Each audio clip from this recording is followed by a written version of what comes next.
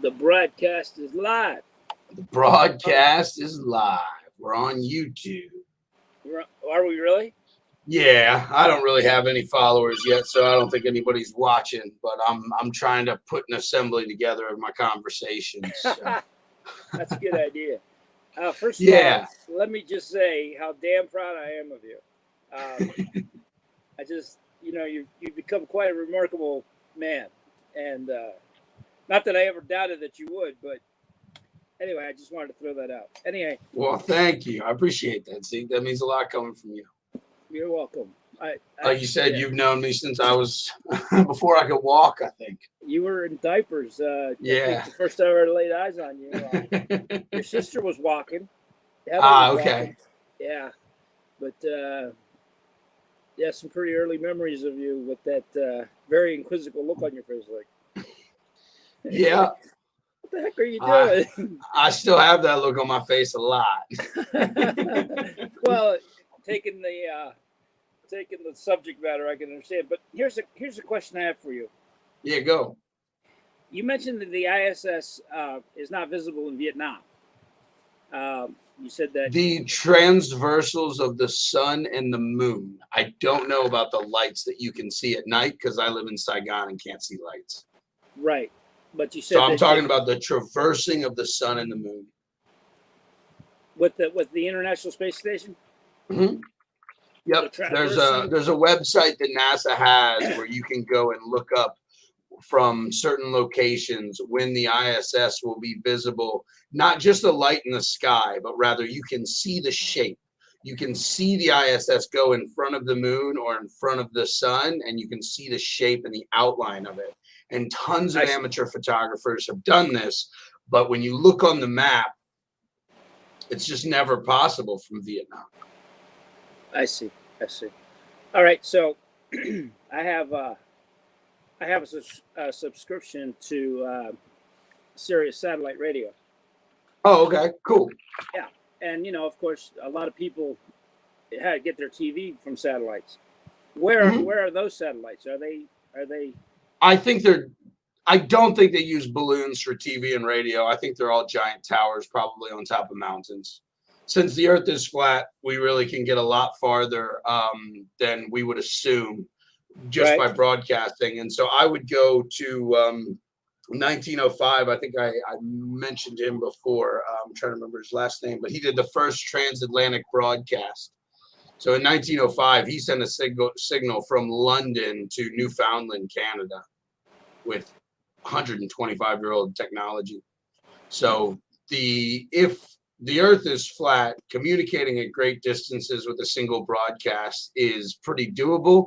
And if you start looking at the location of satellite TV dishes, like direct TV dishes, you'll see they don't point up. And they could easily be pointing to a mountain pretty far away or to a tower that's up there, because they're just start looking at where they're pointed and think about what could that be if the world wasn't a ball. So I think that's all land-based communication. I really do. I think the military uses balloons for satellite communication all the time, but I don't think our TV is. It's too expensive. So, but here's my problem with that. I mean, that makes sense, but as you know, if you take a satellite dish, a TV satellite dish, and you were to knock it just a tiny little bit out of that azimuth, you lose your TV signal. Absolutely. All right, but with the radio wave, that wouldn't. The radio waves are a tower would be putting out a broadcast. Depends on the type of signal, whether it's an LOS signal or not. So I did an installation in Frederick, Maryland with something called Motorola Canopies, and they're wireless transmitters about that big, and we put them on dishes that look just like a direct TV dish. And we had to line them up together. We were only going about 3 miles away, so it wasn't that crazy in that installation. But if we moved them off about 5 arc seconds, the connection would be completely lost, and we had to drill it in to get the connection, just like watching my dad do it when he first installed the TV, and that was only 2 miles away. And Right. we were using reflector dishes the same way. So with the sound, you don't need a line of sight signal because there's just less data going through. So you can just kind of send these broadcasts in giant circles. Okay. But with receiving something like high definition TV, you would need something stationary and directly pointing at it, because that dish needs to grab the signal and then amplify it and concentrate it into the receiver.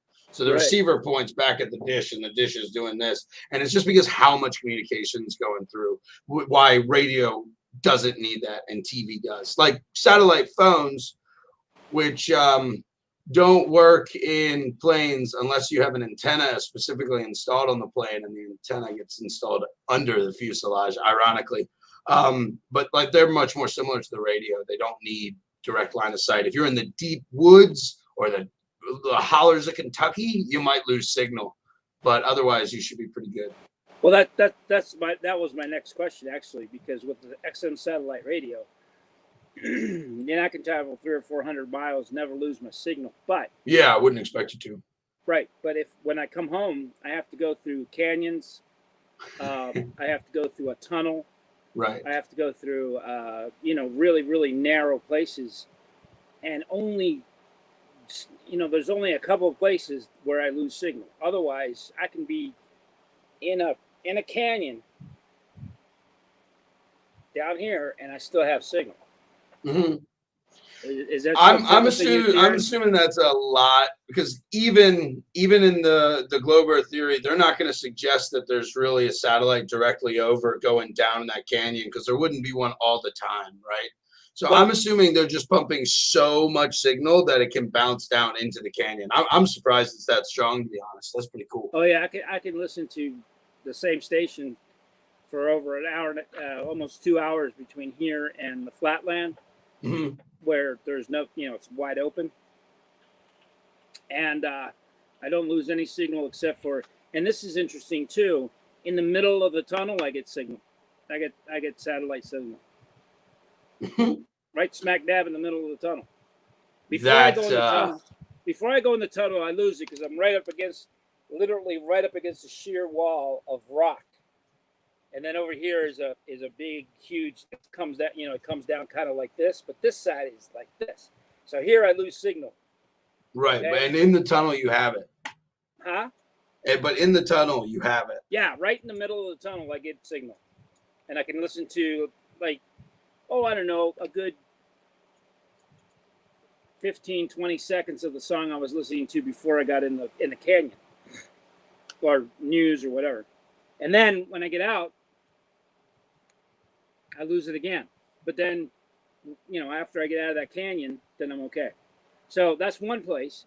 The other place that I lose signal is when I'm on the north side of Sacramento Peak, because Sacramento Peak stands at, it's just, I'm not sure the consistency I'm drawing there on either model, though. The tunnel, I would expect you to lose signal no matter what. Radio or satellite. Right. From my understanding, Sirius is using radio waves from a satellite, right? Right. I guess. Okay. I don't know. But here's another thing, is that when I talked to I talked to a guy in person. He was a satellite, he was a XM satellite technician, former. Mm-hmm. And he says that there's 2 satellites in geosynchronous orbit. Right, meaning they never move from where they are above. But they're doing a Circle 8. Just like towers. They're doing a Circle 8. One primarily over the East Coast, and one primarily over the West Coast. Right. They just go through Circle 8s in geosynchronous orbit right over North America, because XM satellite covers North America, Canada also. Right. And that to me makes sense as far as being able to continue that signal constantly. You know what I mean? But a radio wave wouldn't work that way. Hold on. From my understanding, satellite radio is radio waves coming from a satellite. And my theory would be, instead of coming from a satellite, they're either coming from a balloon or they're coming from a tower. Right, so but a balloon... Either the technology doesn't change. It's just the broadcast point. Right, but the balloon or a tower would have to be stationary, right? The balloon would move more like you described, where you're talking about it's hovering over an area because the wind patterns would keep it like that. The tower obviously would be perfectly stationary. So you're saying they're using powered balloons to be able to keep that circulate? I mean, the equipment has power, but the balloon doesn't have power. So I don't know what you mean by powered balloons. Well, obviously, if you kept it in a circulate pattern over North America, you'd have to. Don't know how. I think the balloons stay by natural weather patterns, but I'm not 100% sure. I'd need to go into that. Then it would be but I know that NASA has balloons that can last over a year over a certain area. The Army uses them like crazy. They deliver internet to a lot of places through them as well. Samsung did this thing where they set up a satellite and took pictures over all of Korea, and it was a balloon as well. I don't know if they have directional control, but you got to think about the Red Bull guy, right? So that balloon was bigger than the Statue of Liberty that took him all the way up. And I can't imagine that they would send him that high up if he had no control other than weather patterns over that balloon. That sounds way too dangerous to me. You remember the Red Bull jump, right? Yeah, I've seen it. If you had a balloon that is uncontrollable and only subject to weather patterns, you would not have a consistent satellite radio signal or dish signal, right?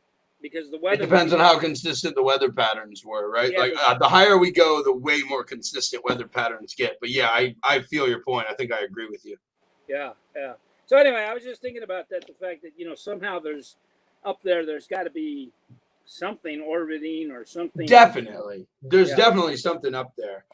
There's another interesting thought that I've had kind of, but this is still in a very philosophical point of view, but Tesla had these writings about being able to make craft that could sustain altitude without needing fuel, just taking the electromagnetism out of the air. Now, when he died, all of his writings and secret inventions were all hushed off and given to President Trump's uncle, I believe, for proper inspection and disposal. So we don't really know what happened with any of that, if that's nonsense or if that's true. Yeah, there's stuff up there. There definitely is. I don't think it's as high as they're telling us it is, but there definitely is. Within the firmament. Yeah, within the firmament, they're elevating things up. Absolutely. Like there was an amateur rocket that I think went 73 miles high before it had a catastrophic failure. That was an amateur, right? That was a hobbyist group, not a government or anything. So that seems to me that the firmament can be at least that high.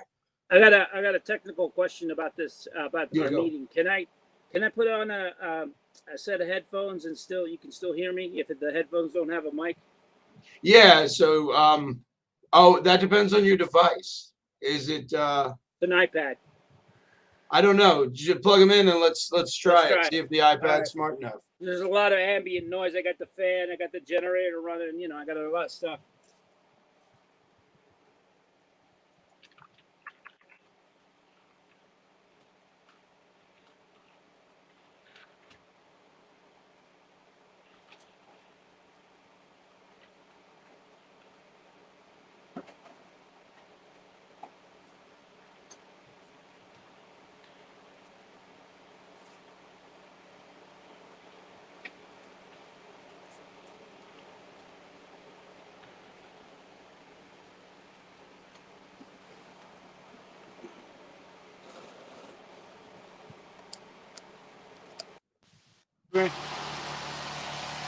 Can you hear me?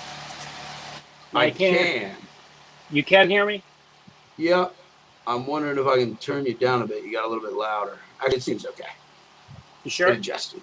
Yeah. Oh, that's much better. Cool. And I look more professional with the headphones. True. Oh Lord.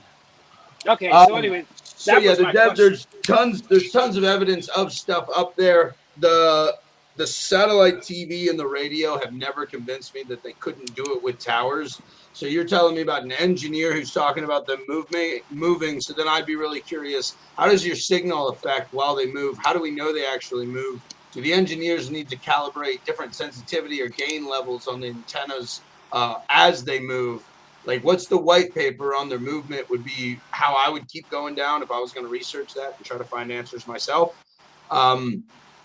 Because saying they move is one thing, but if it's like GPS satellites where the engineers who design the GPS receivers have no idea really what the other side does, I'm not sure. So I'd look for white papers around the receivers. That's another question that I would have about GPS is that I can go out here. There's no satellite up here at all. I mean, no cell phone service up here at all. But there is GPS, right? Yeah, GPS works up here.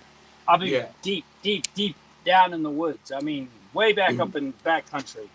I'll flip my phone on, and there I am. As long as I have my location on it. Yep.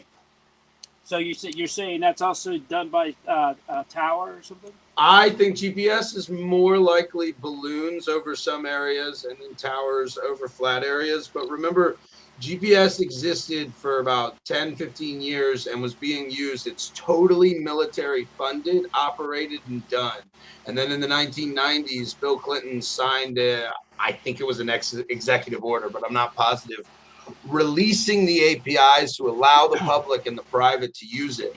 So this is not a commercially viable business. GPS could be unbelievably expensive and we have no idea. Whereas Sirius Radio, they're trying to make money, right? Yeah, if they need to spend $10 billion a year and all this fakery to make this radio seem real, the company wouldn't exist. You know what I mean? Right. But GPS isn't like that. The government, through military funding, maintains all that. So that could be $100 billion a year for all we know with how much money the Pentagon uses. And that would be a drop in the bucket for them. Right. Exactly. It'd be a drop out of our taxpayer bucket. Right. And GPS just came online one day to the public when Clinton signed that. It was just as it was. Boom. Hey, but speaking of the 90s, what year were you born? 91. Okay, 91. So you're younger than Lindsay, my oldest. Oh yeah, that's about right. How old are you? I'm 29 now. Yeah, I just turned. She's 30. Yep. Cool. Cool. Congratulations. All right. Congratulations. Did you get drunk? My birthday? Yeah. Yeah, I think it ended the flat Earth discussion with my old man after getting drunk. Yeah, and I heard that didn't go very well. There's a bit of tension. There's speaking of tension, I wanted to ask you, how's your mom? Do you keep contact with her? Yeah, she's okay for now, but school's gonna start in I think 3 days, and so she's like, this is the calm before the storm, and she's dreading whatever I guess school's gonna entail in for part 4 of 2020. Yeah, Sean and Daniel. Daniel, yeah. How old are they?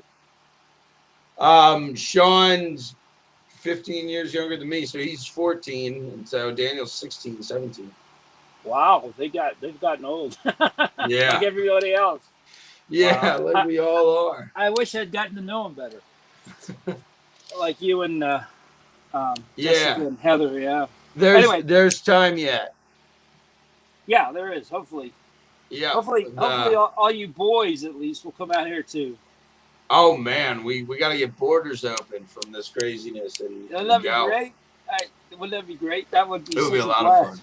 All of us, but no politics and no flat Earth, okay? Because we're all going to try to get along. Yeah. I know you and your old man. Once you get together, it's not going to be possible. But yeah, it can be heated sometimes. That's very true. I'll create a diversion. Sounds perfect. We'll all just sit around. You guys get into it when you smoke weed too? I smoke weed more often than he does. Right. So when he's on it, like usually he'll zone out of the conversation, so he doesn't get into it much. But I talk more when I smoke weed. Okay, so I'll keep the conversation going faster. I'll make sure I have plenty of weed on hand when you guys come. Excellent. It won't be That any. sounds excellent. It won't be as good as your weed there, but it'll do the job. Actually, I bet you it's better. We just smoke Cambodian swag out here. Oh, really? No, this is how weed has THC or whatever that Yeah, on the the chemical scale. compound that gets What's you the high. top? What's the top number? 15. I'm not sure, to be honest. I don't Yeah. know the scale because we rank it by country out here. Vietnam's the cheapest, then Cambodia, then Thailand. Once it starts to look indoor grown, it's called Canada. Canada. Yeah, Well, that's the expensive stuff. we get like 12 and 13 on the 0 to 1 to a 0 to 15 scale. We get between 12 and 13 grams. Oh, jeez. Yeah, Yeah, I'm sure that's way stronger than anything we're smoking out here. One toke for me, man, and I'm shit faced, man. It's over. I got it in the cabinet there. I got a brand new bong. Bong, a water bong, and I haven't even tried it yet. It's like I'm too busy, man. I got too much shit to do. Anyway, go ahead. Yeah, I know. It's hard to. I know. It's hard to, when it's that strong, the stuff out here you can hit the joint a little bit and go work. These guys, man, out here are smoking it 24/7, like all day long. Oh man. I mean, the guy, my dealer, quote unquote. I mean, Right. he's constantly, he's just smoking it all day long, and I'm like, shit, man, And then he's taking shots of bourbon, and I'm like, shit. Hey, it sounds like a decent life in the mountains. He's got on the deck of his house. He's got like maybe 15 or 20 5-gallon buckets full of marijuana plants growing, and they're like this tall. And he grows all his own. And then he names them all these weird names like Gypsy Pink and Psychedelics Jimi Hendrix. And so you say, hey man, what are you smoking today? He says, well, I got blah, blah, blah. He rattles all this shit off, right? You're like, yeah. Shit. He's got a lot of time to name them while he watches them. But before I knew that, we're sitting around and I'm just smoking cigarettes, and he hands me the pipe. And he says, "Hey, man, hey." I was like, "Hey."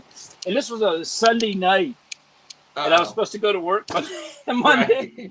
I take like 2 tokes, man, and I'm like, I'm serious, man. I was done. His mom's sitting there, she's just smoking regular cigarettes.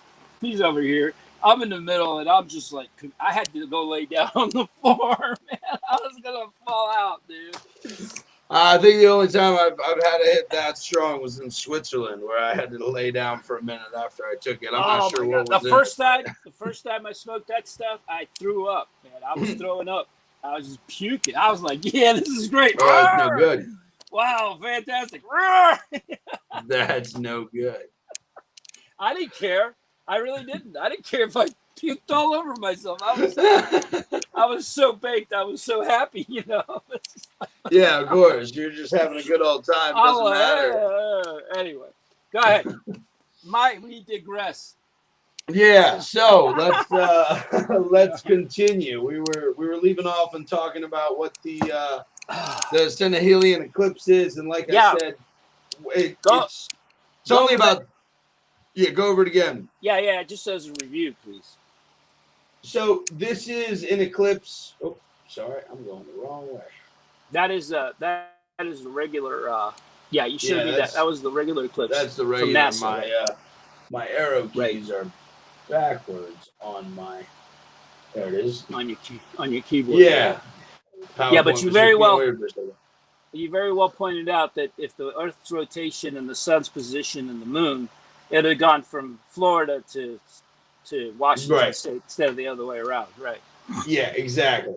Right. And that's not a unique. This isn't the only eclipse that I cherry picked to find that. I wouldn't say that I know for a fact every eclipse does that, but if we go back to the 1999, is that right? Yeah, 1999 one in Africa, it goes the wrong way as well. Mm. And so this eclipse, this Selene and the Helion, just comes from Greek words meaning moon and sun. And that's the point of it. It's a lunar eclipse where the sun is visible over the horizon. The sun and the moon at the same time. Exactly right. So that was That's the videos that we watched at the end of the conversation last time, was But where NASA we doesn't saw want the to. blood moon. Right. And then you saw the NASA sun. doesn't talk about it. They don't want to talk about it. No, so like this is just an example. I did a search of all NASA.gov, everything in their website, for just the name, the phenomenon, and they've got 3 entries that are not even like their own writings, their newsletters that were published by local guys. Look, KC Star Guy Sentinel 2003 at AOL.com is sending this in, right? And what year was this? And so this one's talking about how 2003, right? Right there. Look hold on, right if I go next. back. No, it's right there. Look at Casey Stargaze and the years right after it. That's that's his email address, though. If you look here, there's the publication dates for the newsletters: 2001, 2002. I'm gonna put my old man glasses on. Give me a second. Okay. Can't see anymore, you know. Yeah, I understand. You will in about 30 years. No, I'm just kidding. I'm sure you do. Hang on a second. Let me find it. Sure.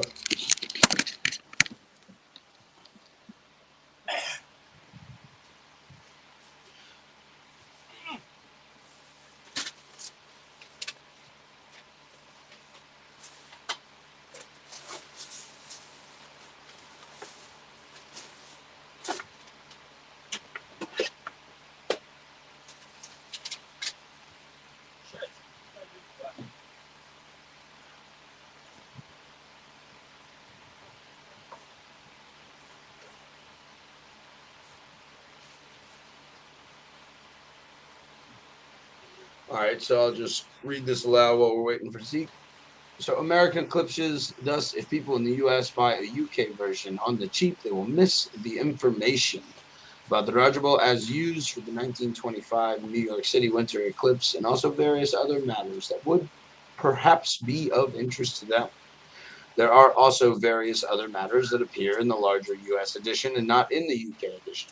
Example, your own observation of the strange alien in Adelaide in January 2001. I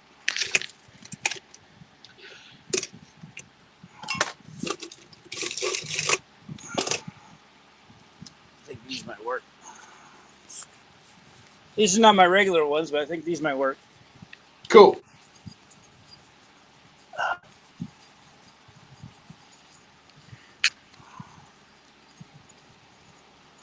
Oh yeah, much better.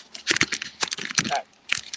So if we look at the Google results, we can see their publications of these newsletters are 2001. Yeah. 2000.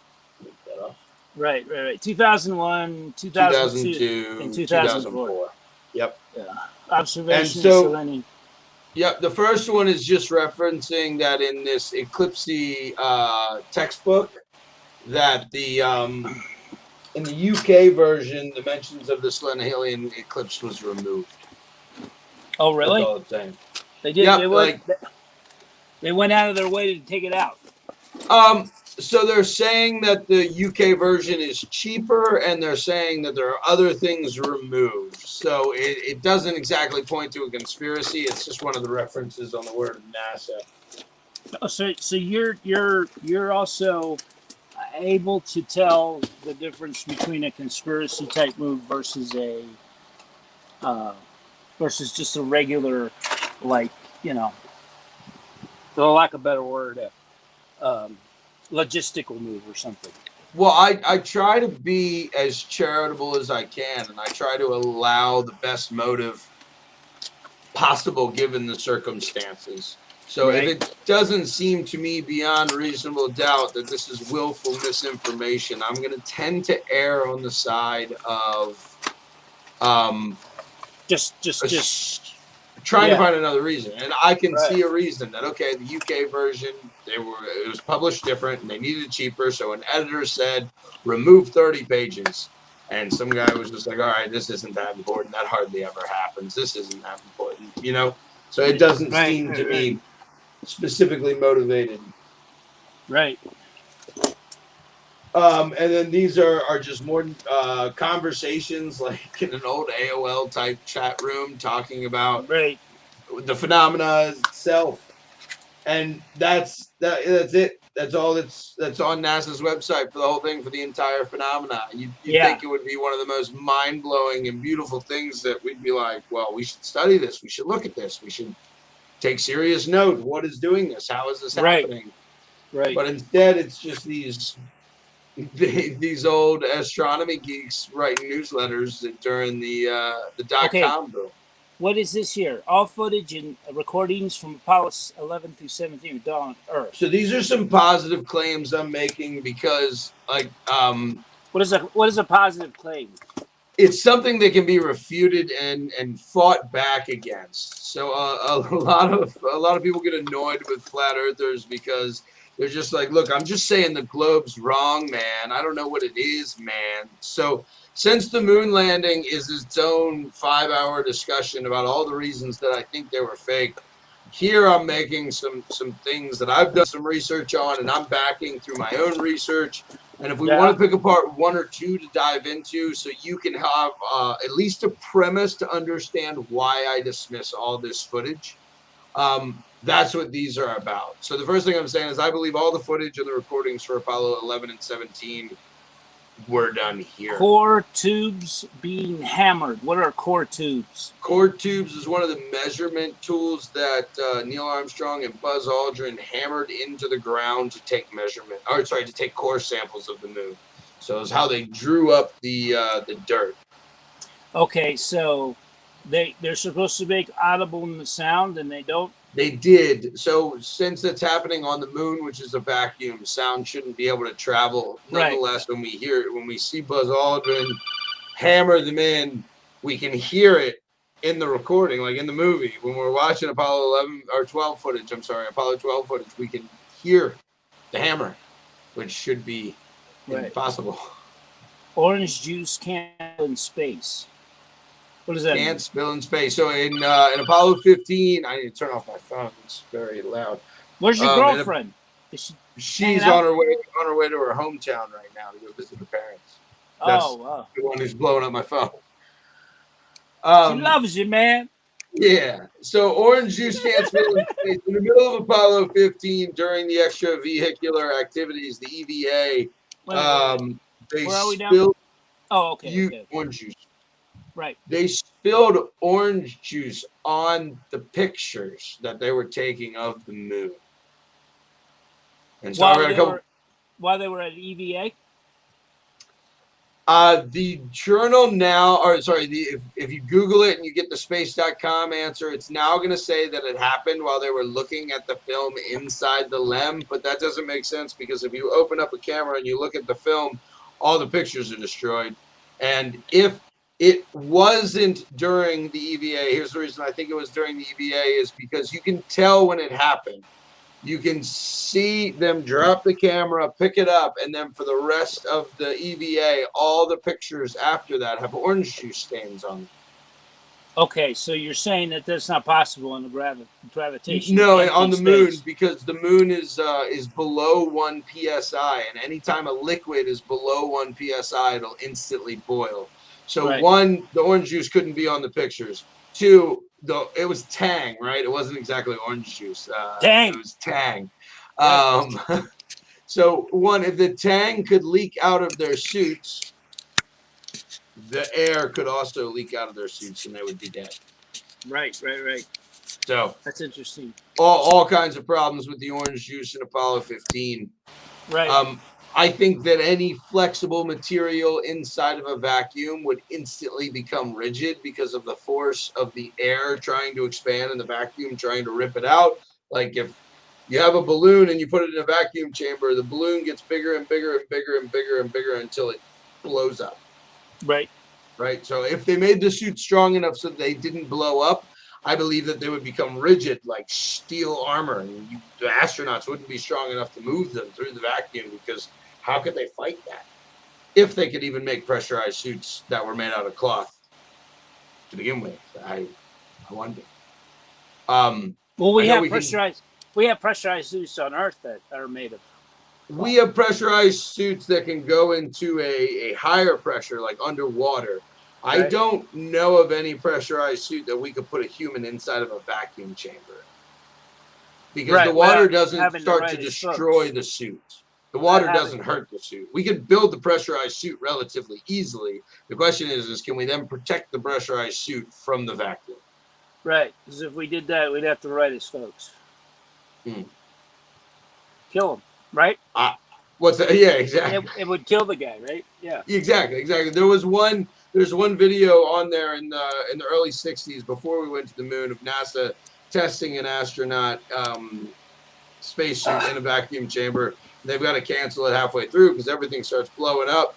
And then it cuts to him talking about it, and he talks about feeling the water on his tongue start to boil right before he passed out, as they're trying to put the pressure back into the chamber to keep him from dying. And then there's one other video I've seen on YouTube of an astronaut in a spacesuit in a pressure chamber, and honestly, my real response to that one is you're a day late and a dollar short. Like, I've got so many other problems that this video that you made in 2008 isn't going to convince me. Right. So on top of that, I don't think that an 1/8-inch wall of aluminum could contain 5 psi inside of a vacuum. I just think that the seams would break eventually, if not immediately. I think that the vacuum would be too strong. I don't think that the LEM was strong enough to hold the pressure. Let me stop you for a second. Now, this is empirical data that you're talking about. Not all of it. So I should be able to test this last one, but I don't have a vacuum chamber yet. That's something in the next year I do hope to build. Yep. They're not hard. I mean, you have to get a hold of a cast iron vessel. That one I think I can do pretty easily. What I don't know if I can find is the brake compressor and the pump is the part that I don't quite understand how strong I need. All you have to do with the compressor is run it and put the intake for the compressor on the pressurized on the vessel that you want to depressurize. You mean just like a normal air compressor? Like just go buy a commercial air compressor?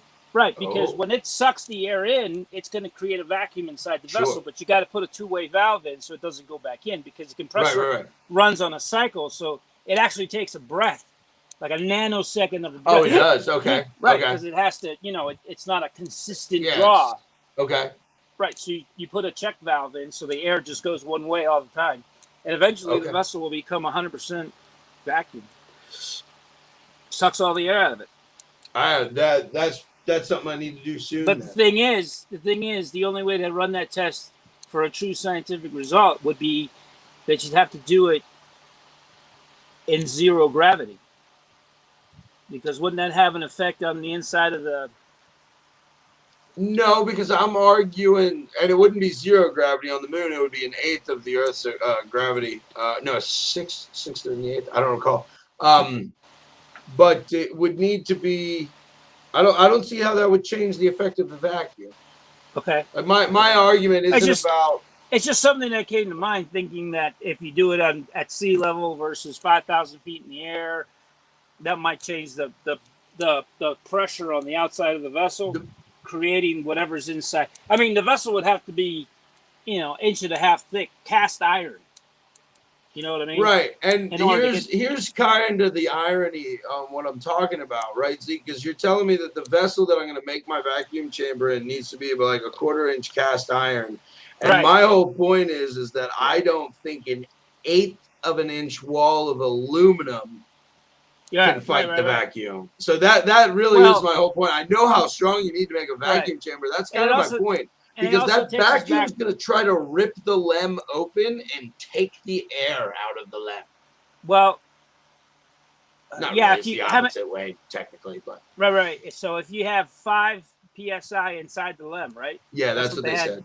5 psi. A third of the atmosphere. Yeah. And there's no on the outside the vacuum sucking that. It's definitely going to overcome 5 psi. I mean, you know, there's no way that I it's not. think that the aluminum walls would rip. Yeah, I think Right, the right, right, right. inside And the of the pop lem, the rivets, aluminum. Yeah. the pop Well, rivets no, would come out there of weren't it. pop rivets on the lem. That was on the capsule that went back in, right? Remember, the lem's just tinfoil. The whole thing. It had to have a substructure. What are they attaching the aluminum Okay, foil it to? did have a substructure. It had a skeleton, but Right. the How do you wall of it. attach the aluminum to the substructure? As far as I you know. believe that's why they invented duct tape, right? Isn't it, that's what we were told? I don't know if that's true. That's what we were told as No, kids that NASA that invented would duct be tape for that. totally absurd. Using duct tape. The lem is pretty absurd. That's a real part of my problem. The lem is really absurd because what they were saying, because the mainstream in the 60s was all the focus was about getting through the atmosphere. They're like, that fire, we need the heat shield, but the lem will protect inside the shell until we get to the vacuum of space, and then we'll release the lem. So what their talking point in the 60s was is that the lem didn't need any strength or any security because it would be completely inside the rocket as it went through the atmosphere, and the lem never re-entered the Earth atmosphere. Instead, the lem fired up off the moon, then they rejoined the command module, and then the command module went home without the lem. So Where's the lem now? part of it is in rotation around the moon, and part of it is on the moon, and then there's a test one that they never sent in Dulles, Virginia. The lem is still there. They made a new lem every landing. At the Hazy Space Flight Center? Yeah, exactly. Yeah, I've been there. Let me get some more coffee. All right, cool. I'm going to grab a beer. Okay.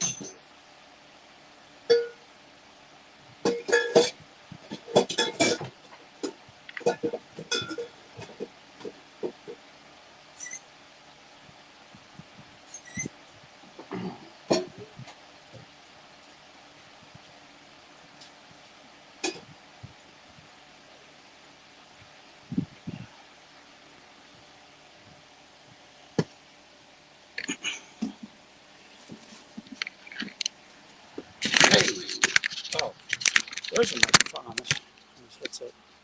Ah. Okay. I just found the microphone to the headsets right there. Ah, gotcha. I didn't know this is my grandson's headset, and I bought it for him, and then he sat on him and broke them right here. Yeah. You can't see it. I crazy glued it back together for him, but I never got a chance to give him a new one. So I sent him money to buy another set. So I ended up with these. Anyway. There you go. Yeah. Good as new. Yeah. As long as you don't sit on them. Yeah, right. I got another set around here too that's wireless. And I know for sure that it has a microphone on it. But, it's just another one of those dangle things. These ones sound good. I can hear you well. Yeah, they're Turtle Beach knockoffs. Oh, cool. Yeah, the Turtle Beach, yeah. Yeah, that's what a lot of the gamers have the contract right, for. And see, these are completely 100% wireless, and they have a microphone built in them too. They Bluetooth? Yeah, they're Bluetooth. Yeah, these are nice. Bluetooth. This is wired, but I like wires. I'm old school, Don't have to charge them. Yeah, exactly. I have to charge the keyboard on this iPad. I don't know, can you see the keyboard? Oh, yeah. Yeah. I've seen those. Yeah, it's just great. Everybody calls it my laptop, but it's not. Yeah, it's your laptop that you have to charge twice. Yeah, twice. It's twice as nice. Yeah, exactly. Yeah. All right, so your next little bullet right there says no burn marks under the lem despite descent engine. Engine. Yeah, the descent engine, which was like, I think I'm right in saying that it was 40 kilonewtons of pressure coming under that. So significantly bigger than the biggest hobby model rocket engine, which is like the size of me. It's giant, and it lowered them down gracefully to keep that little tiny structure from being destroyed. Right. There's no gravity on the moon, remember. It's an eighth of the Earth's gravity. So they had to be lowered down gently, so they had this giant rocket engine to slow them down. Rocket. In fact, the engine that sent them back up to the command module was about a quarter of the size as the one that lowered them down. Well, that doesn't make any sense. Why? Well, think about how fast they're going, right? So slowing them down is going to be way harder on an eighth gravity. You need to slow them down after they're going so fast.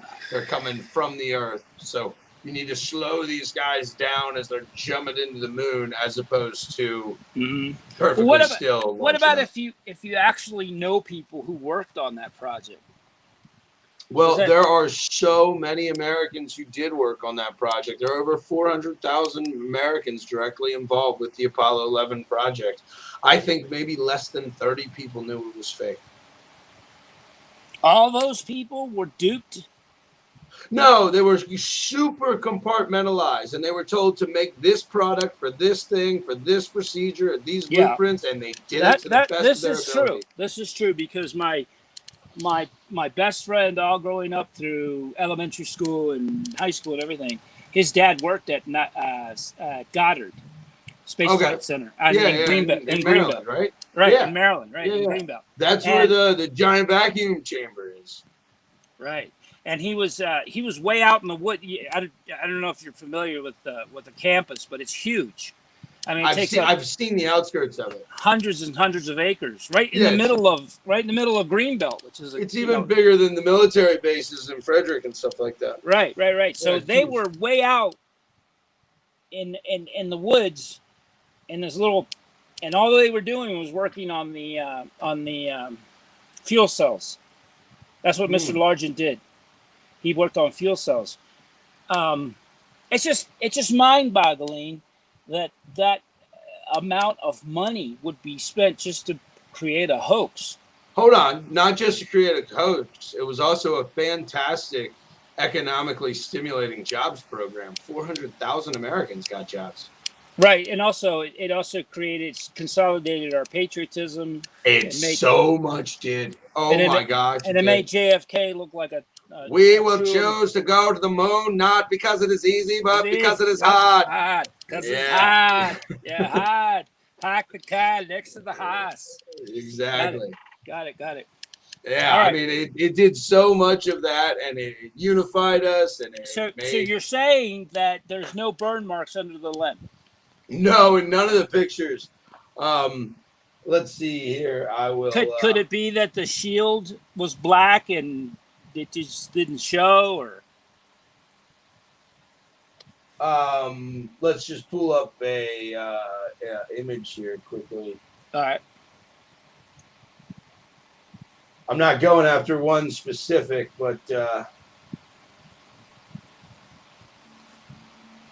I'll just grab one. Well, you know, they say that the Tate murders were a hoax too. You know that? The Tate murders? What are the Tate murders? Charles Manson.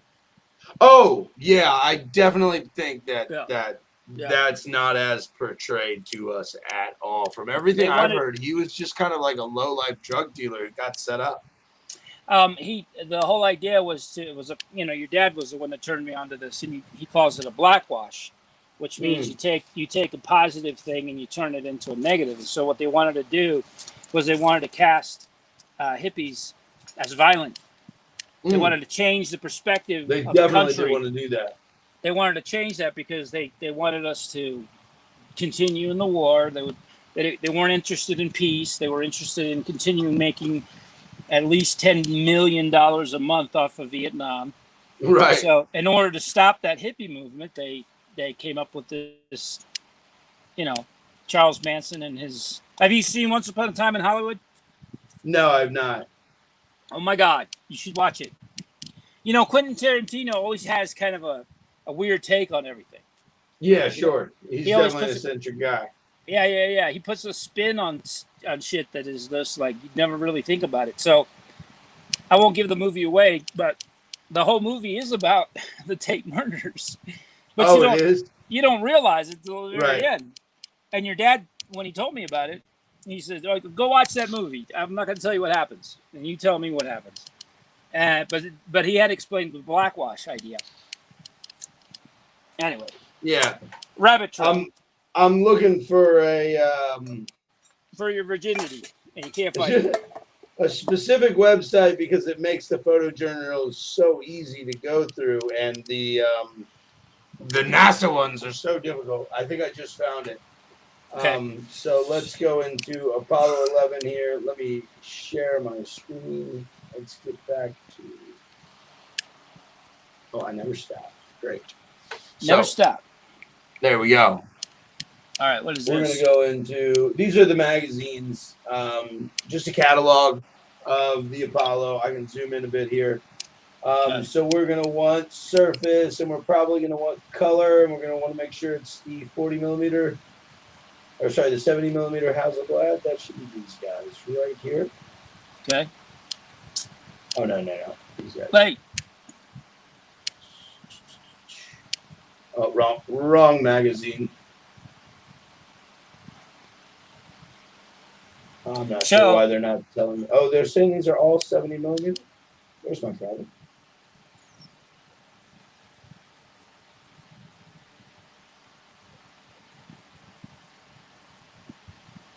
Oh. I think I've just got my cameras confused. Give me a second. Confusing cameras. Yeah, I've got, this is the right camera.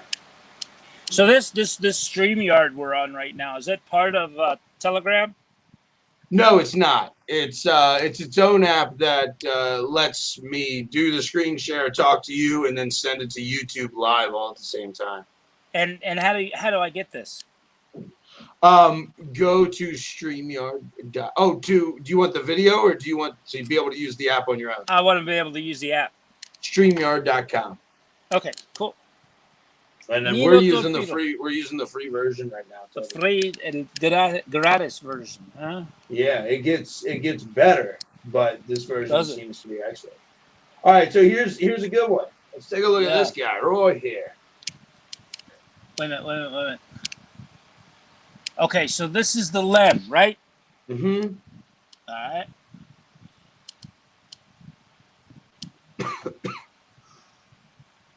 What are you drinking? I'm drinking a Tiger Crystal. What is that? Is that Vietnamese? Singaporean. Singaporean. Hey, Flatzoid is here watching us. Who? guy named Flat Zoid. Hey, I'm here.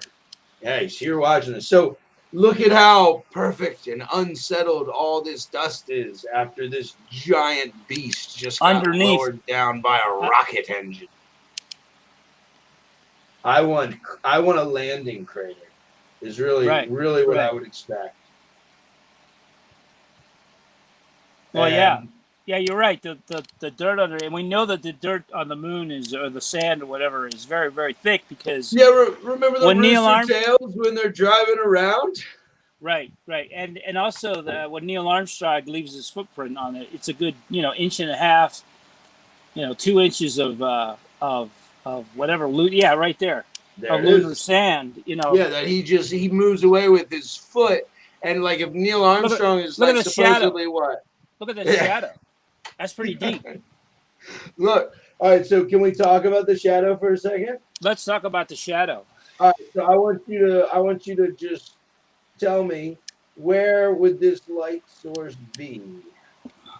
Almost on the horizon. Drawing lines like that. Right, lines almost on like the horizon. That. Nope, you don't get the point yet. Lines like that. Lines I see. It's lines not. Like that. I see what you're saying. Yeah, it's not accurate to the rest of the light points in the. I'm saying that the sun, every time you've ever seen it in your entire life, every single shadow points in the exact same direction. But if you're on a studio and you have a fixed light that's only about 10, 15 feet above you, based on perspective, the light's going to change direction. Right. Because it's a local light source. Local. Correct. So the fact that the shadows all go different ways proves to me that this picture was taken in a sandbox with a studio light.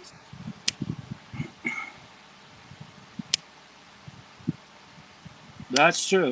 I mean, I don't know about saying it's true, but just because that photograph shows the argument that you get into is because they fake one photograph doesn't mean they're all fake, right? Oh. No. And that's what everyone. I wouldn't say that. Well, I wouldn't say that because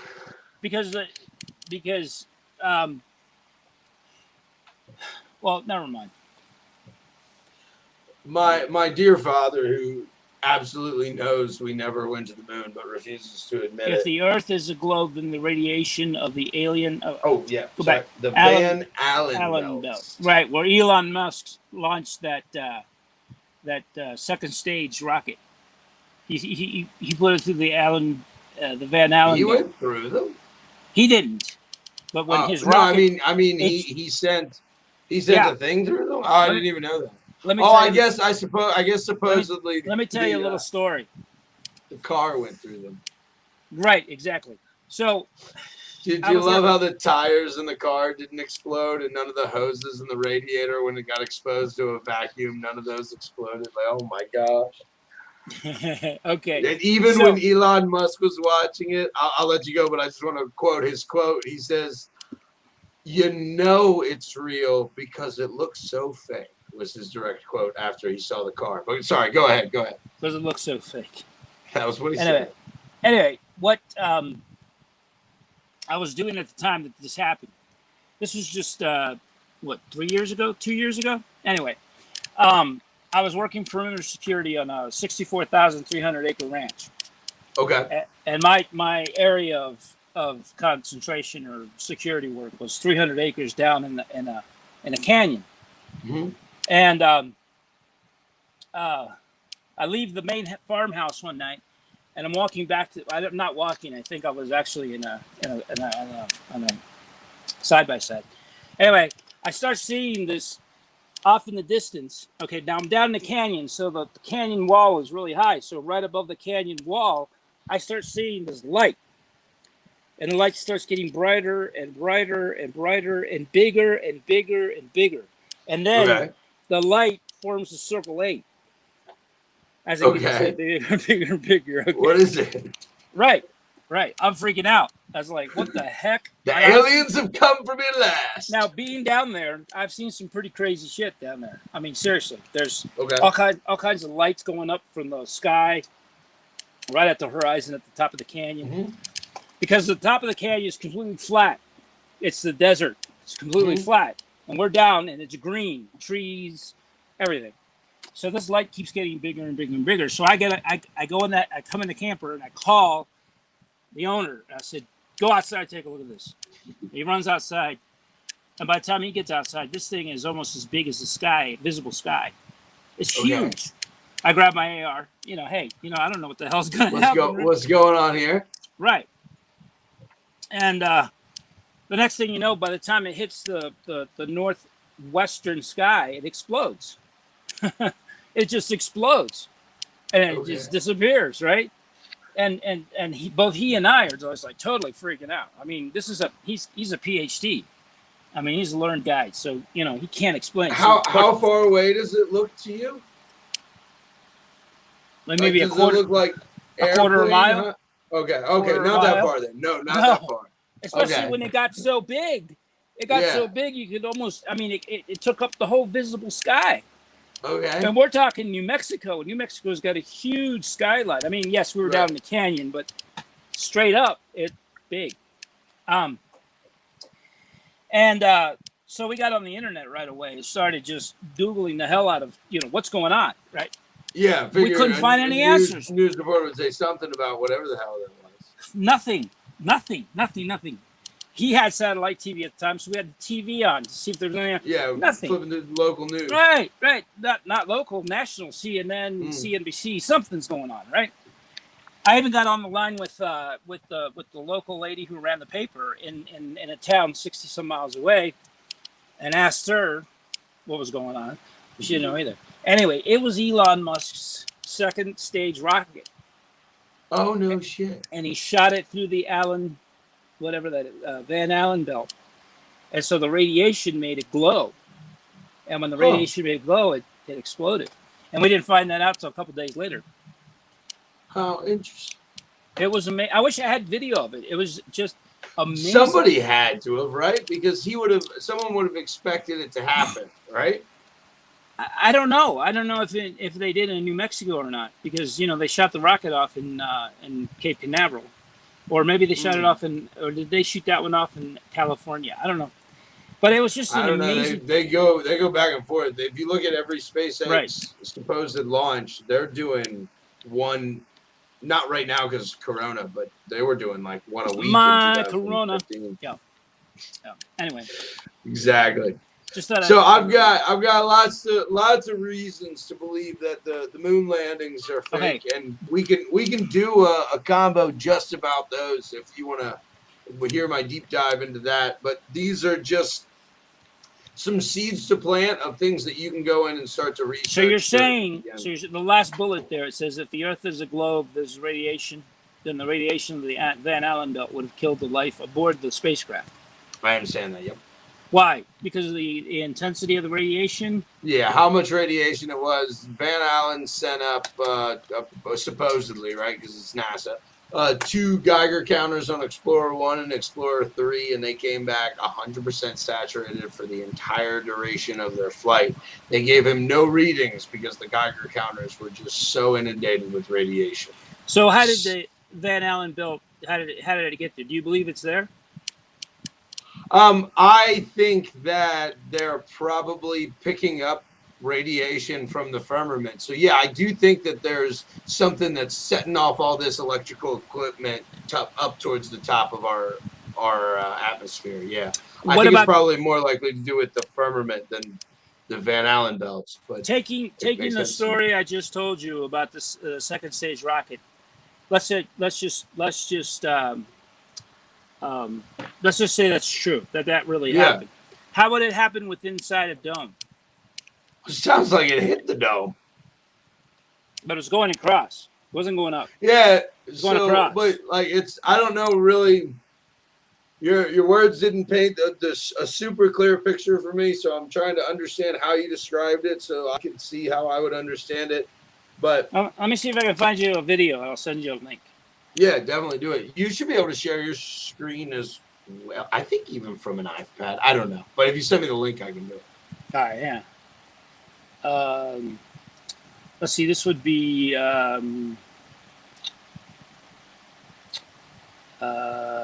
let's just Google SpaceX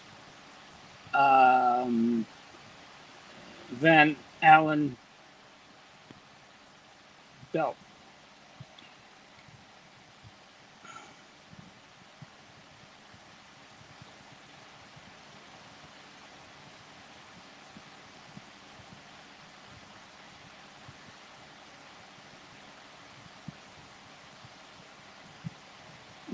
Here's one from Reddit. Is that a good enough source?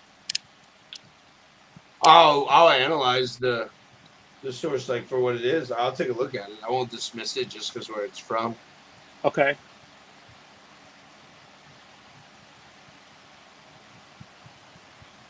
All right. Let me see. Let me go video. SpaceX Van Allen radiation belt. Video. Here's a summary from Spaceflight Now. The two spacecraft were named for the discoverer of the radiation belts, James Van Allen, who was lead scientist for Explorer 1, first U.S. satellite to reach orbit. The identical satellites each carried 5 instruments to detect particles, magnetic fields, and plasma waves in the radiation belts. Technically, they were Geiger tubes. According to Forbes magazine, that we can send a space craft. I'm saying humans can't get through it. So if you don't, let's give a video a watch real quick. Hold on 1 second. Mm-hmm. We'll do this together.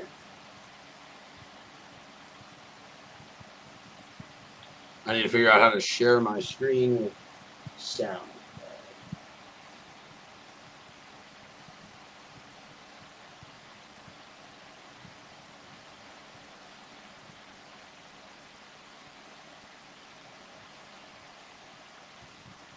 See, some people say that the Van Allen belt is actually the firmament.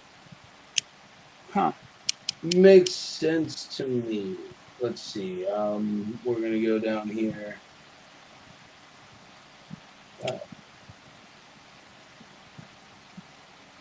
All right. Can you hear this? No. No, I can't. Yes. Yeah, but that was just coming through my mic, so that's not good. Try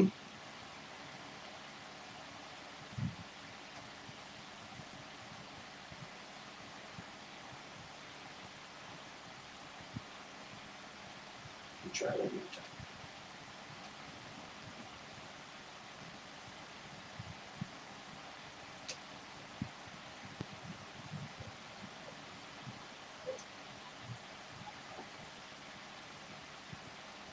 What is this video we're watching?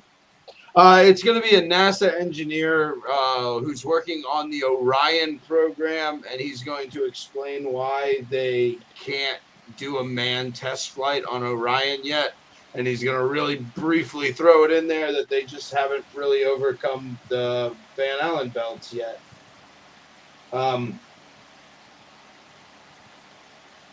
Let's see if I can find there. This is the guy that I'm talking about. So this actually isn't really the clip that I wanted to show you. This is a guy who sliced it up. So and I'm having problems getting the sound to work. So I'll skip that because it's not working for now. But I'll send you a link to that one. Okay. It's just the Orion is the current space capsule that NASA is working on to send men to the moon. And it's started in 2004, so they've been working on it for 16 years now. And when NASA was created in 1958, it only took them 11 years to get to the moon the first time, and now it's taken them 16. So there's definitely some serious problems there. Definitely some serious problems. Definitely. I would say, like I said, we could do one. I'm not really prepared on the moon because that wasn't I understand. what we were talking about originally. The Van Allen belt. But the radiation's definitely real, and I maintain that it would kill someone.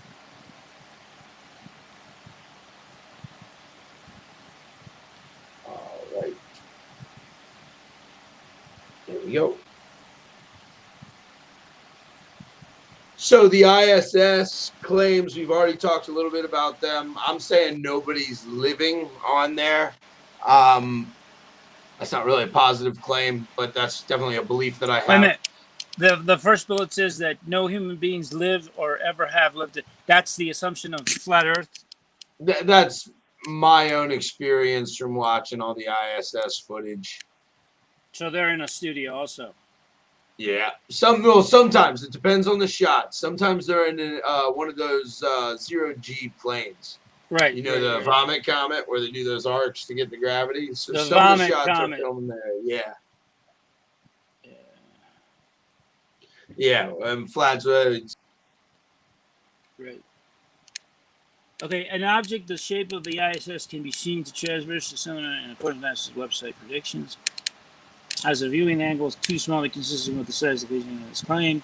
I've seen live feeds with green screen failures, harness failures, dropped objects. Sorry, I'm back. Bubbles and EVAs. Yeah, so if you watch like a long amount, or if you just Google bubbles in space, you'll find a lot of the times when they're doing their extravehicular activities, like when they're out there in the spacesuits fixing the batteries that for some reason they put on the outside of the most dangerous thing in the world. Nonetheless, they go out there for 8 hours. You'll see like bubbles just float through the screen sometimes. And what are those? I think they're filming underwater. Oh, I see. And I think that they do have the Zero Buoyancy Lab. Have you ever seen that? No. Zero Buoyancy Lab? Yeah, I'll show you some pictures of that real quick. Zero Buoyancy Lab.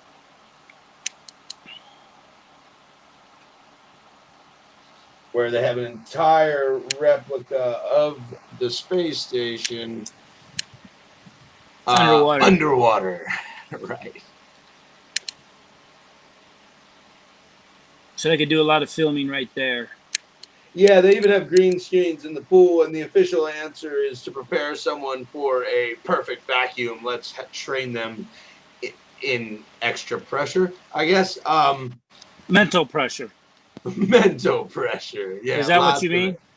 No, because I mean the green water. screen. I mean water is the opposite of space. So the reason, the official, if you ask NASA, why do you have the ISS underwater? They're going to tell you it's for training. And I'm saying that it doesn't make sense to train your astronauts to perform in a vacuum by sending them into water. Right.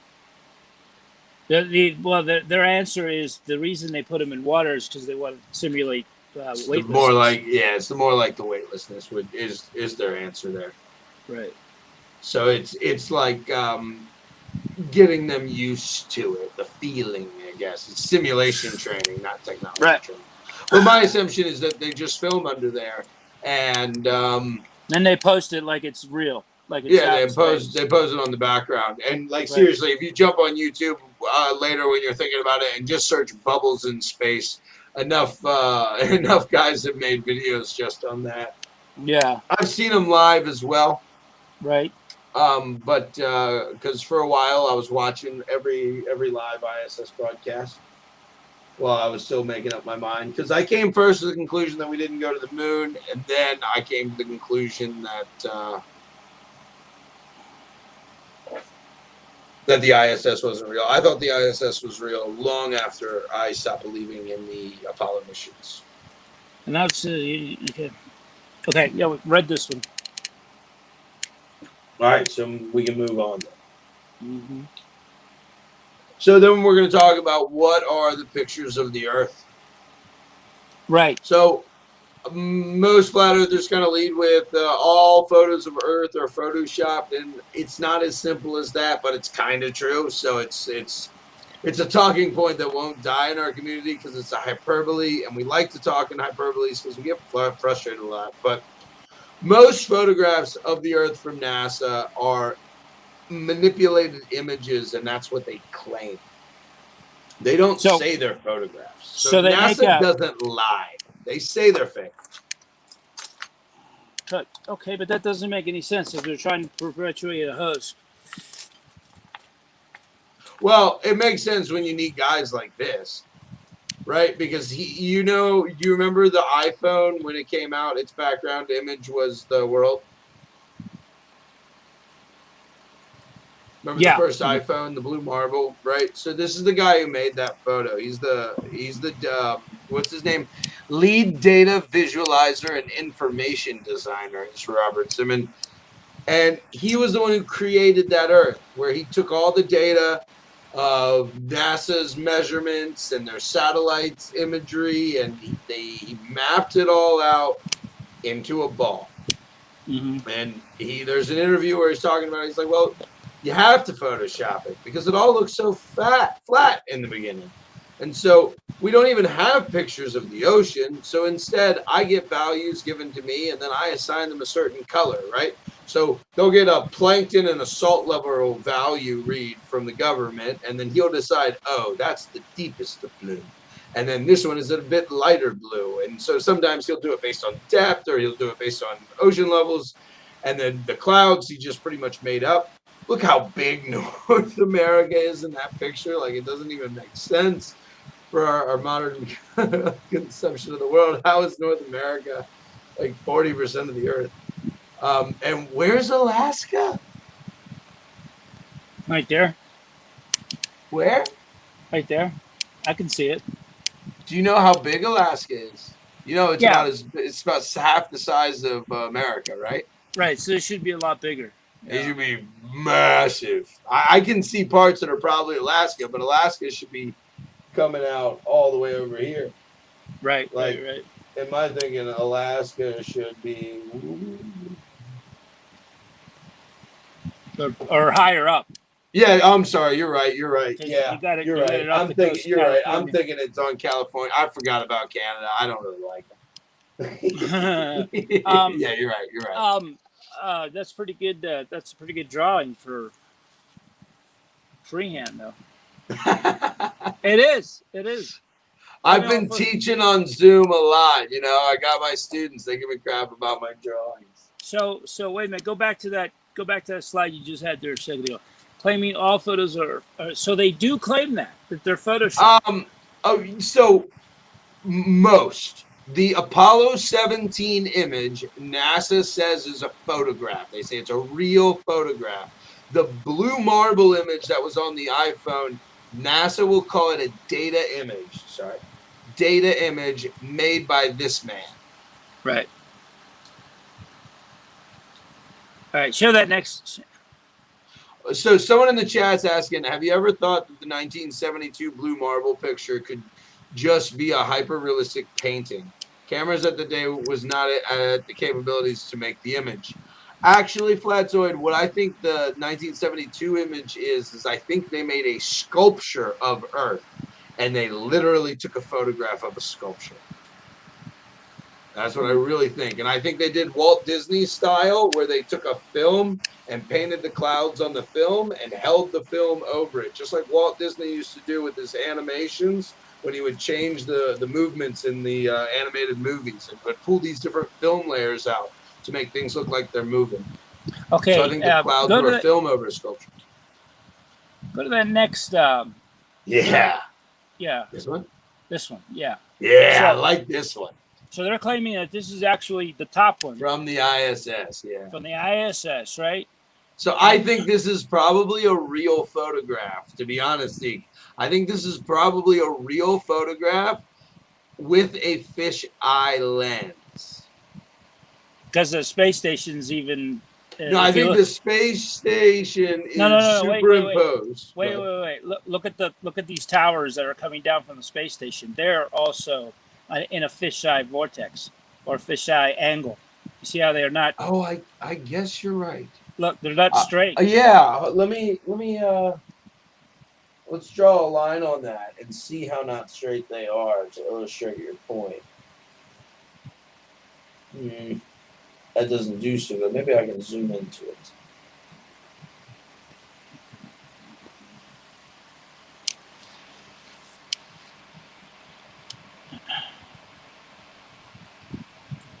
And one more try.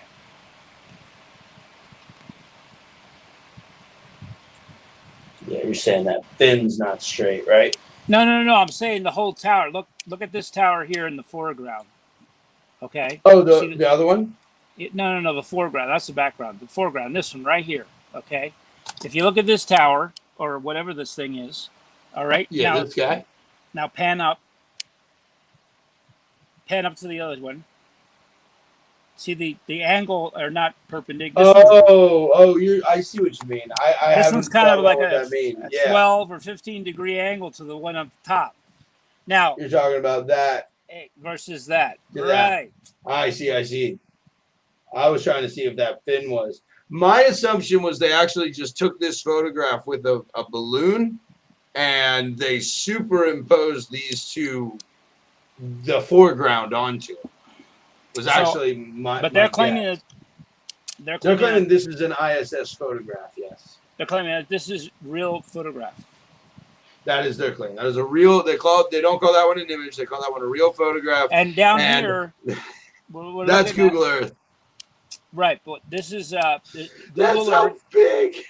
What the picture they're showing you, and they're like, "This is the curve of the Earth, and you can see it." And now let's zoom up of how much land they're actually showing you. Wait a minute. I don't understand. So here's the horn red of boxes. Africa. Here's the Horn of Africa, and the Google Earth image. So yeah, it is. The world is spun really weird in this picture, so it's kind of hard to recognize it. Give me 1 second, and let me actually pull up Google Earth, and let's find that. Because I understand it's hard to see. The Earth is tilted at an angle you hardly ever see it. I'm launching Google Earth. All right, second. I've got to leave the stream in 40 minutes. Okay. Okay. Sorry about that. No worries, man. We'll just keep going and keep talking. There's no problem at all. Well, there's no reason to just try to do it in one sitting or two sitting, whatever it takes to, whatever it takes. 110, 220, whatever it takes. You don't remember that movie.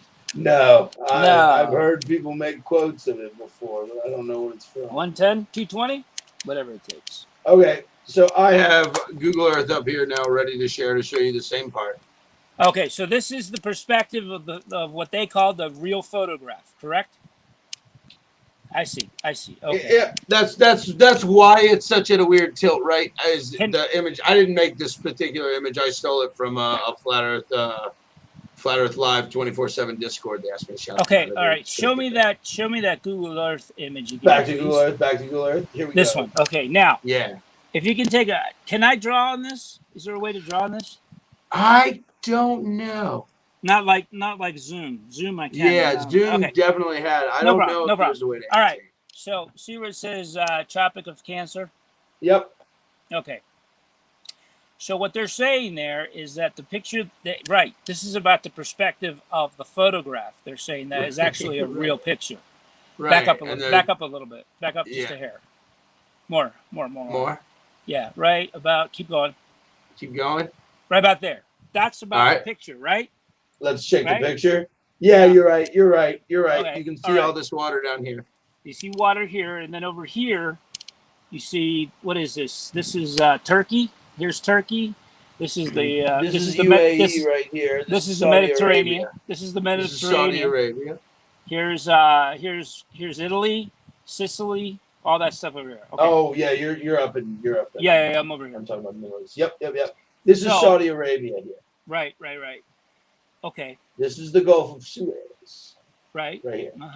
Yeah. The Gulf of Uganda. Right. The Red Sea.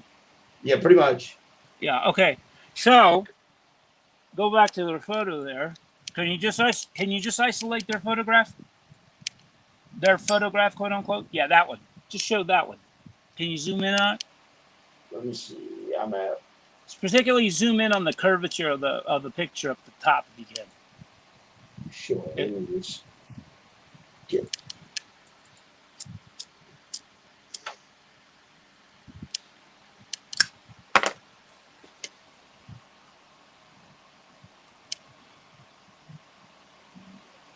Interesting photograph, because you would think looking at the perspective of where this.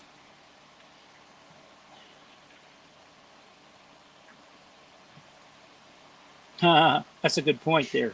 Is that a true story? I don't never remember even that heard story. I don't remember that, but I'm sure we can Google it. I would like I would to. imagine the guy's fingers would come off, right? Yeah, I would If you think poke that your like hole into a vacuum of space, his fingers would just yeah, pop right all off his the hand. moisture of your body would just start to leave through your finger. I would think. Boil, Like, yeah, they would boil off, and you would suck. You'd be up to think about your about shoulder. think about what happens in movies in an airplane when I the know. low pressure system of 30,000 feet has a hole in it, and everyone's like, ah. And they all go through the hole. Yep, that little tiny hole. Yep. Okay, Exactly. so given the perspective of the sun where it is here, now unfortunately the ISS is in the way to see the rest of the horizon over on the left. Wouldn't you think that, particularly between the fin here of the background tower, the fin, the solar panels, wouldn't that be pretty dark over there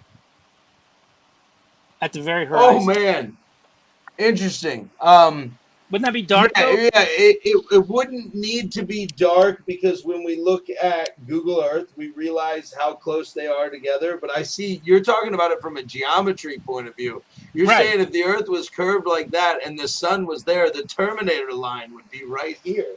I see Yeah, what you mean. it would You're be saying like that everything on right here between pretty much from the everything left like side. that side. No, not at that angle. The other way, from lower left to upper right. You see what I'm saying? Well, I think the sun's here, right? Oh, yeah. You're right. Yeah, so I see exactly what you mean. The Terminator, if the curve was real and our brains filled in the geometry, you're right. Yeah, again, going back to your shadow theory of the moon, where the footprint is not at the right angle to the light. So and you the got rocks up front, yeah. Right. So here you have the sun over here in the upper right-hand corner. But over here on the left-hand corner, the bottom, you can still see a lot of blue right there to the tower and the solar panels.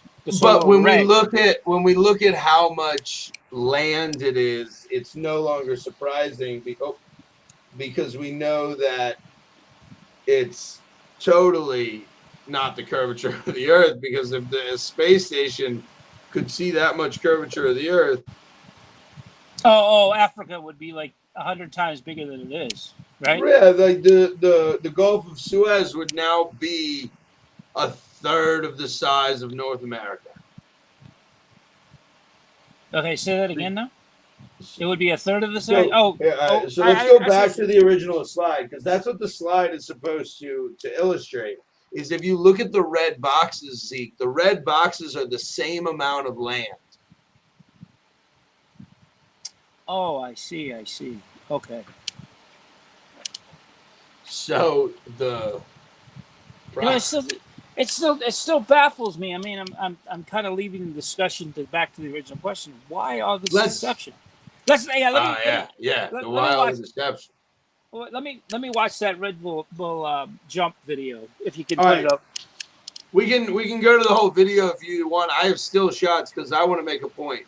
Okay, Here he is at 127,000 feet, and this is the cam where he looks into, so it's not a fisheye lens, and we see a flat horizon. Then he gets out, and we see no sea. We see only land, and we see this, and like I'm laughing because that's a pretty bad circle. I thought I fixed these. I must have not saved it when I. That's all right. All right, go back. But you get my idea. Where if we took that as the curvature of the Earth and we finished the circle, this circle I know is not a perfect circle. It's a very bad one. No, but that's. You get my point, though, right? It's an oval. Yeah, I made an oval. I meant to make a circle. No. I have a circle tool here. No. It still illustrates the fact. Yeah, you get my point that if all that was land, then what is this giant continent that's now bigger than Russia? Well, He's just over San Francisco, though. Is that supposedly all land right there?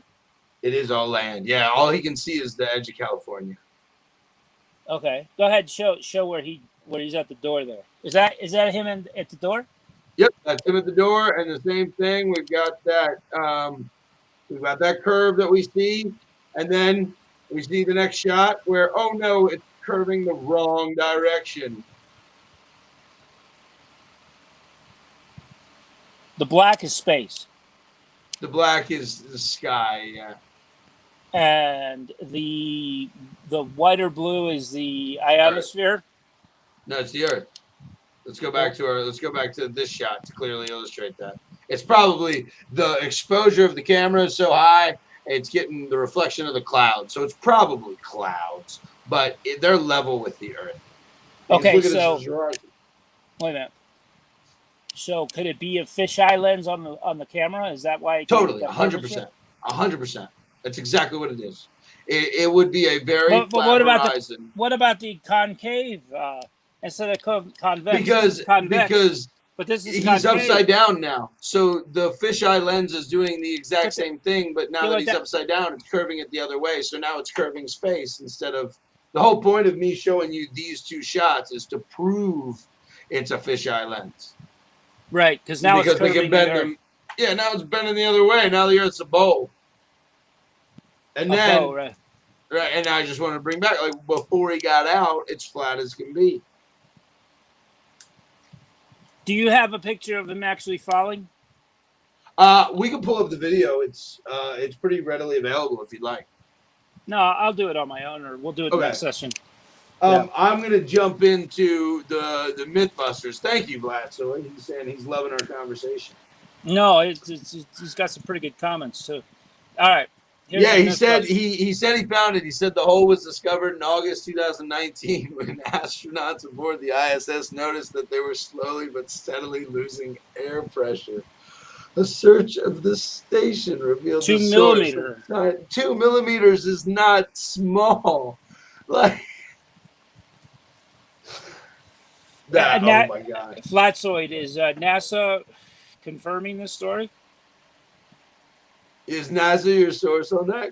Yeah. And then he's saying the astronauts plugged the hole with epoxy and tape and embarked on an investigation. Where is Flatzoid located? Do you know? I think he said he's from South Africa. Oh, okay, cool. He and I were talking about the stars on Twitter. That's how I found my stream. Cool. So the Mythbusters did an episode about whether the U-2 spy plane. You're familiar with that one, right? The Lockheed Martin U-2 spy plane. Yeah, Myth was whether that was the hardest plane to fly in the world or not. That's Adam Savage there. Yeah, he's in the back of the U-2 spy plane. I love Mythbusters. It was great show. I think some of their episodes are fantastic. It's pretty obvious to me that they had to bend the knee when they did the moon one, though, and that kind of broke my heart. Oh, I don't remember the moon one. When I was growing up, they've done so many great episodes that I'm not willing to say I hate them or anything. So we see him going up. There's a little curvature at 5,000 feet, and we see 10,000 feet with this weird inconsistent curvature. And we see 50,000 feet with some curvature. But don't worry, they're going to give us more. They're going to tilt the camera and bring us all kinds of curvature, right? Because it's a fisheye lens again. So as they tilt, it curves. But then it goes to a space shot. Now, Hollywood does not like to use fisheye lenses on face shots because it makes the actors look fat. And then look, bam, straight as can be the horizon behind him.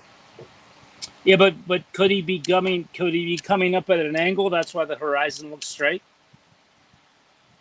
He might not be in level flight there. Well, I would say he's not in level flight. It looks to me like he's got his nose tilted down a bit, actually. No, his nose is looking up. Oh, you mean the nose of the aircraft? Yeah, his nose is looking up.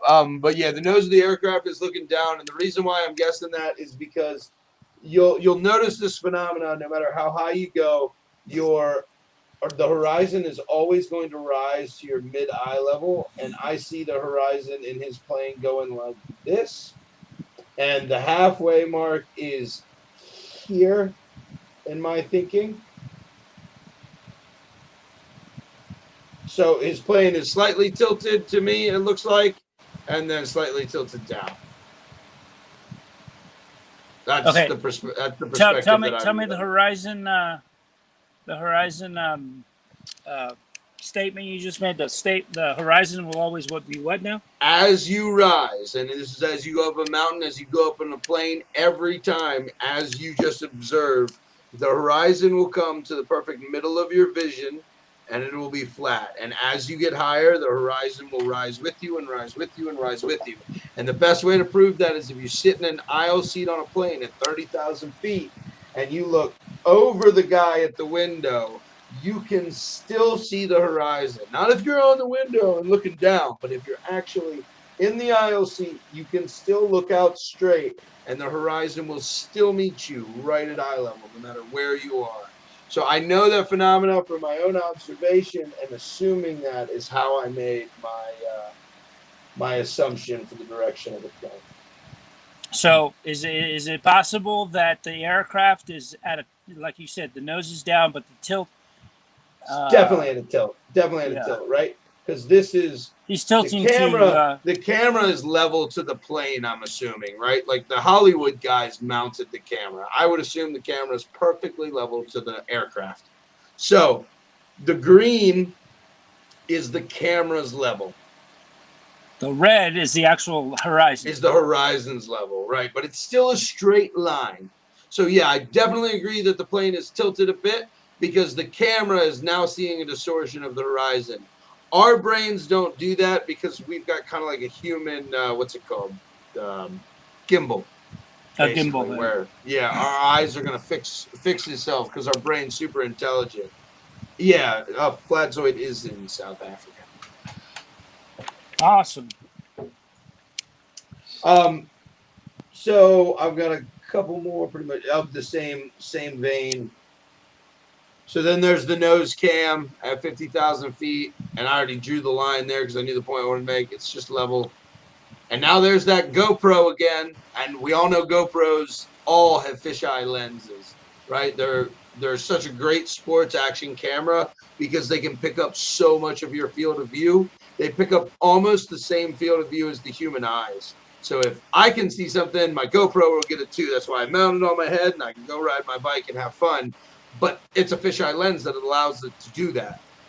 And then we see him tilt, right? This is the same shot over the same mountains without any difference. And this point, Adam says over the narration in the show, oh, look, you can see the curvature of the earth. But wait a minute, the foreground, go back to that picture again with the curvature. The mountains don't look like they're curving. Well, remember, okay, so as a fisheye lens works, there's going to be segments of distortion where it'll spiral and then spiral out from the circle, and then so the very center is is very very accurate here, and then very inaccurate, very inaccurate, very inaccurate, very inaccurate. And I don't really know enough about these mountains to say if I can see the curve there. But I know enough about the lens that I really do think that mountain it would be curving because there it is. And we know that land isn't curving because it's not there. Curving. Right, and these are just 2 seconds apart. But you go back to the picture where you supposedly see the flat Earth there. And no, go back one, please. No, too many. Which one? the one nose cam. No. Oh, the flat Earth, the flat Earth, right? It still is curved. It still is curved. Yeah, you can still see a curvature there. Definitely. Not much, but you can see a curvature there. Definitely, because it's the same. It's the same lens. So when it's in the middle, the distortion will be less. There still is some distortion, but look, this is the same height. This is the same altitude of the nose cam, which is a different camera. At 50,000, is this a? All these were still at 50. We're going to go to 70,000 next. And wait a minute. The camera on the nose of the aircraft, is that an Air Force camera? I don't know. This is the only shot they showed of it. And they did it really quick. That would make sense to me that one's an Air Force camera. You can still see. At the very top of the. This is the Hollywood camera for Jamie's face, right? That's the one to make him look pretty. And then you can even see the GoPro here, so we know it's a GoPro. Yeah. I see the GoPro. But wait a minute, going back to the nose cam, you can still see a little bit of the curvature right at the top of the blue. You see that? At the top of the blue, right where it turns black. Yeah. Right there. You see how it curves? Yeah, but I think the slightly. firmament's a dome, so for the atmosphere to curve makes way more sense to me than the horizon. Than the Earth. Yeah. You're right. Actually, I've never noticed that before you say it. Yeah, I don't know if I just want to see that, but yeah, it looks like the dark blue drops down a bit longer here. Yeah, exactly. Perpendicular to your red line. It looks like right. Exactly. The blue is pinched down over here on the right-hand side of the photograph, as opposed to in the middle where it's higher. I'm gonna rewatch that 5 seconds of that nose cam and pay way more attention to that. That's pretty wild. It's probably something that you can't pick up with the unaided eye. Always horizontal. What does that mean? He's talking about the horizon, I think. Oh, right. Okay. And then that's another, it's the same camera. Now we're at 67.5, and this is still the GoPro, but I'm going to illustrate the same point where they show flatness, and then they tilt to make it curve. Go back to the other photo, please. Same landmass. Same landmass. Yeah, the clouds came over, but that was the... Yeah, I can see that. Yeah. Huh. Interesting. There's 70,000. Yeah, there's 70,000, and we've got it just right at the top where we've got that peak. That's a terrible circle. I fixed all these, and I didn't say. No. That's a great circle because it shows Earth being an oval instead of a globe. Right? But you get my point is that I could probably freehand a better circle than this one. No, a true circle. I understand what you're saying, but this oval here proves that the camera was trying to compensate. You're right, because that's why I did that shape, was because I was actually matching the arc, and the arc isn't an arc of a circle, it's an arc of an oval. Right. You're right. But I could line up a perfect circle better that would probably go out and like it would fit inside their arc. In other words, and there would be, where would all this land come from? What continent would this giant thing be?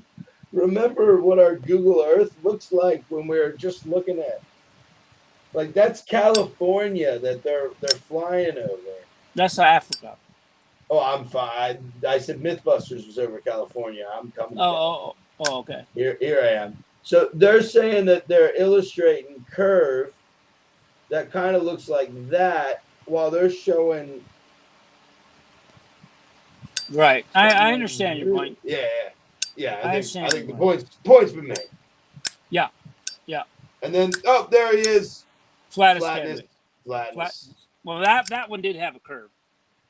That one, I think, because curve? the curve is actually two lines, I think that one curve is caused by the canopy window. That's a damn old aircraft. Look at the inside of the fuselage. Shit. Yeah. Yeah, that's a good point. So I think since if I drew these lines a little bit better, they would meet right at that window. And so right. No. I see. The windows are causing that, but I'm not positive. Well, I don't 100% adhere to the theory that the aircraft windows cause so much curvature. I just find that. I don't think that's alone, though. You got to understand how strong. I honestly thought that I had seen curvature of the Earth in an airplane until I started reading about this, and I went up in an airplane again and just sat there. First time I ever booked a window seat and just sat there like this. I really thought I had. The mind is so suggestive, man. If you're like, no, you can see the curvature of the Earth from an airplane. You're like, oh, I can. Well, I've been on an airplane. I guess I've seen the curvature of the Earth. And then the memories just like it's a part of it. It's not just the fact that the windows alone are tricking people. It's that they're so convinced, they're so sure, they've been told they should see it, And then there's curved windows, and then they just buy it because it's way easier than going, wait a second, that's flat. Mm-hmm. So I don't think it's that alone. That's the information about the episode season 15, episode 8, Flights of Fancy. They got up to 70,000 feet in a Lockheed Martin U-2.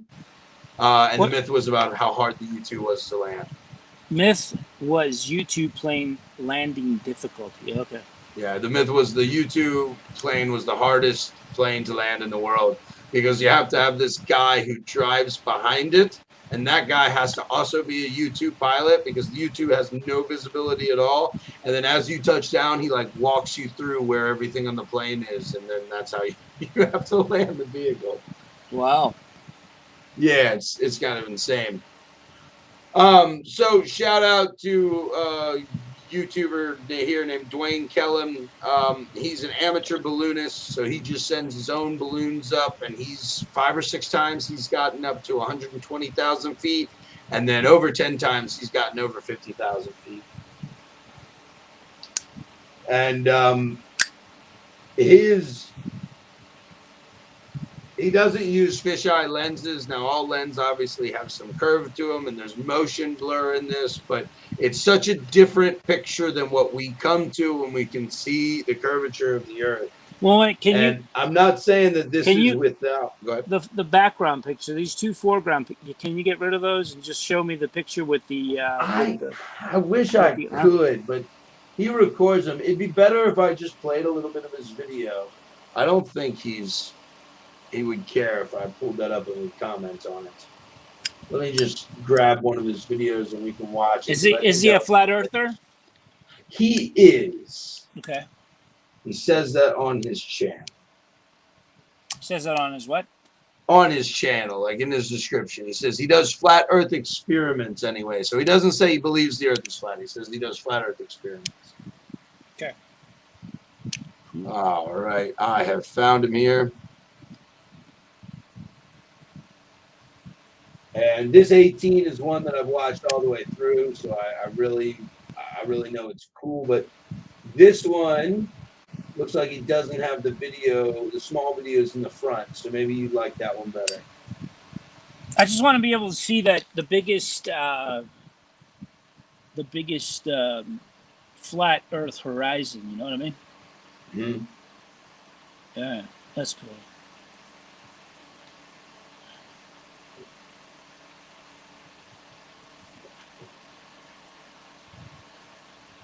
He's at 30,000 feet now, so I'm going to skip it forward about 15 minutes, 10 minutes.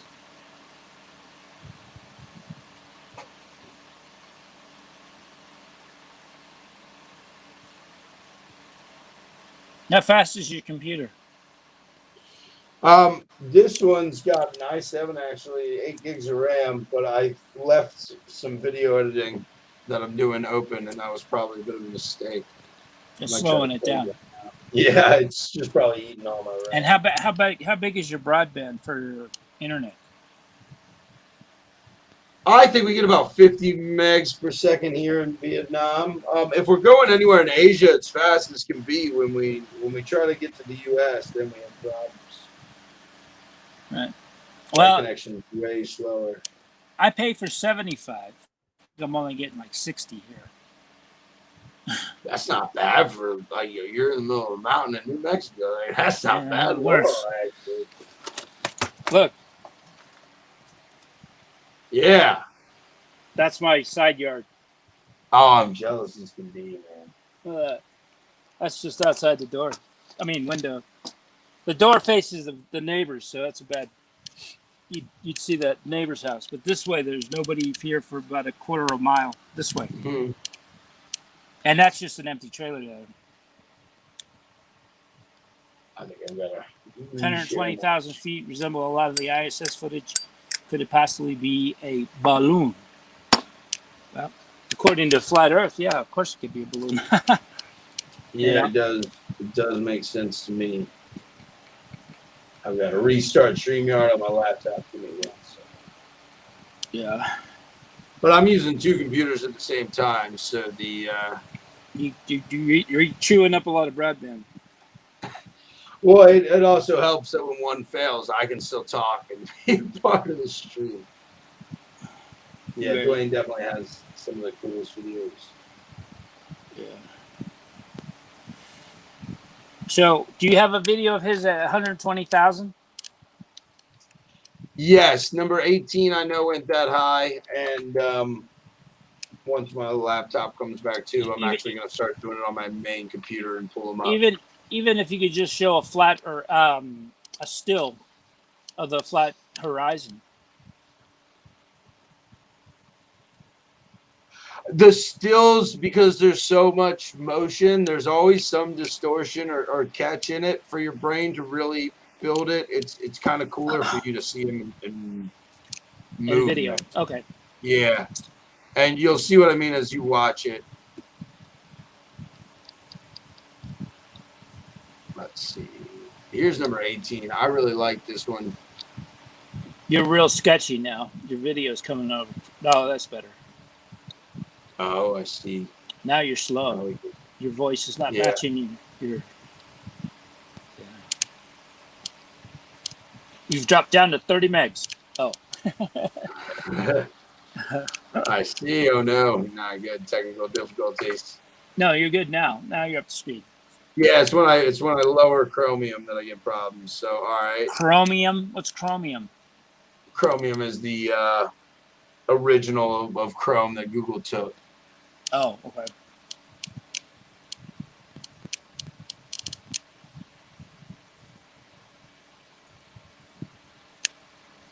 All right. So let's see, how high is he? He's only 12,000 feet. We're going to skip a bit. He's 60,000 feet. We'll watch a little bit. But you can't get rid of all these in picture pictures, can you? Let me see if he has. No, I don't think he had put up a video of just his. Then let me go. No, that's fine. That's fine. That's okay. That's fine. I can still see the flat horizon there. Yeah, because it moves enough. I feel that you get the shots of it. Yeah. This guy's name is Dwight Kellum. Dwayne Kellum. You can see him down here in the bottom left, and some of his videos are just absolutely fantastic. How do you spell his last name? Kellum. Okay.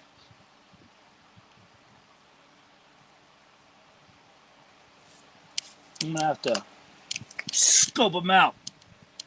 All right, I'm killing Firefox tab here. There are just because I know you've got like 7 minutes left, I think, right? Yes. You're cutting it close, so there's just a couple more things I want to make. I'm gonna see if I've got one last question I want to ask you before we go. Fire that away while I'm still working on it. So I don't know how much time you've spent in the desert. Not very much. Right. I've been in it. It's very, very, very, very, very, very flat. And for an Easterner, that's what they say. And for an Easterner to come out here is just, being back from back east, you come out and you stand on the mesa, and it's just amazing the expanse of land around you. You can't even. They say that the furthest you can see is 10 miles on an exceptionally clear day. All right, now. You say the furthest you can see is 10 miles on an exceptionally clear day? Yeah. Do you know that for someone who's 6 feet, they shouldn't be able to see beyond 3 miles? Well, they say 10 miles on the Weather Channel and on that kind of stuff. That's totally believable. I've seen 10 miles before, actually, Zeke. Well, I can see probably 25 miles if I go up here to Sacramento Peak and look out. You're on a mountain, though. The angular resolution when you're high is different. I've seen 10 miles away at sea level. Right. Well, this isn't sea level. It's about 4,000 feet above sea level. But still, you're on the mesa of the Chihuahuan Desert. So anyway, here's my question. So you're on a mountain in the desert? No. Right now I am, yes. I know you are. Okay, gotcha. But you were talking about you could see 10 miles if you were on the ground in the desert, right? Right. Right, Okay. right. Okay, so I just want to make sure I understood that. the question I have is, yesterday I was out working in the middle of the desert, and you know, I didn't check to see if the visibility was 10 miles or not, but I do know that the where I live here is about 8,600 feet above sea level. Okay. The highest peak is 11,975 feet. That's how high I have to go before I start coming down to get to the mesa. Okay. Jeez, Yeah, it's crazy. It snows up there in the summer. It snows up there in the summertime.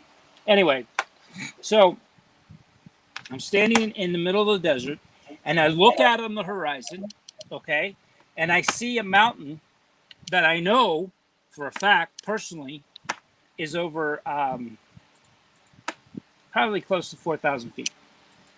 Okay, the mountain, you could go like this with it. I don't know if you can see my fingers like that, and that's how big it is. All right, Yeah. on the horizon. But if you look behind me, not right now, but if I turned around on the same mesa and looked back at my mountain where I live, the first ledge of that mountain is about 4,000 feet, and it's way up here. All right. If the Earth is flat, shouldn't that mountain 10 miles away look the same height as the one behind me? No, because as things get smaller away, we're now going to watch a video on my channel. As things get farther away, they get smaller, right? Well, why? Yeah, I know, but because the angular resolution of the light, so the wavelength is going to change, and then as your eye resolves it inside of this, inside of the lens that it has, it can only resolve wave at certain light. Things can get so far away from you that they just cannot be seen. All right. Well, what about when you're on top of, when we're at 86, 87,000 feet, and I look out over the desert, and you can see mountains in Mexico. Way farther, right? Mexico is an hour and a half from me. Okay, the Republic of Mexico. Right. So you know that an hour and a half away is what, about 200 miles away? Right. Right. So you stand on my mountain here, Sacramento Peak. You look out across the desert. You know those mountains out there are the Sierra Madre, elevation 6,000 feet, but you can't see anymore past them. You see the mountain, but then you try to look for the rest of the range, which continues down the spine of Mexico. You can't see them. Shouldn't I be able to see on a super clear day, if the Earth was flat? Shouldn't I be able to see at least some kind of shadow of those mountains down there? Like at about 300 miles away or 400 miles away? I mean, I'm not asking 400 miles away. No, I don't think you'll be able to see anything. Why? And at that distance, it's going to be because of the opacity of the atmosphere. If you were in a vacuum chamber, I reckon you could. But the atmosphere has so many different chemicals in it, and a lot of water and moisture. And yeah, but not in the desert. Not in the desert. That's definitely true. And I assume we're talking like 3 to 4% humidity. Yeah, right. Yeah, you can definitely see farther in the desert than I can here in See, that's why I'm saying to you, when you come from back east, where humidity can get up to 100 to 110%, to a place where humidity is 3 to 4% relative, right. you can see forever. I mean, I feel what you mean. I know what you mean. And I have got pictures of me being at the top. It's not Sac Peak here, but it's the top of the highest mountain. It's like right over there, and you look out and you can see the Sierra Madres in Mexico. Okay. But the rest of them, you can't see the rest of them. And as a matter of fact, the Sierra Madres, the further south you go, the higher the altitude. You're talking to me about the humidity where you are in the desert is 3 to 4%, right? Right. But is it 3 to 4% all the way for the 500 miles south to the Sierra? Sonora. The Sonoran Desert is the world's third largest desert. Okay. It stretches from here almost, I would say, to shoot, what's the name of that state in Mexico? Michoacan. And if you look at Michoacan, Michoacan is right on the coast between Baja California and the mainland of Mexico. And it's desert right till about there, and then it turns into, starts turning into tropical forest because, you're getting closer to the Tropic of Cancer. And then, of course, so yeah, I'm talking, yeah. See, there you go, right there, right here. All right, right about where the. Let me put my grids off. Let me put my lenses on. All right, you see where it says White Sands? Yeah. And then there's a green dot right there. That's me right there. That's me right there. That's right it. There? That's where yeah, Lincoln National Forest. That's where I live right there. Now, Okay. if you come down, no, wait a minute. Zoom back in. Right back up to the Lincoln. All right. Now you see the ridge on the left-hand side of the Lincoln National Forest? My house is right about, I wish I could draw on this thing, but it's right down, further, down. Right there. Nope, you went too far. Go back to the green. Right there. But over to the left a little bit.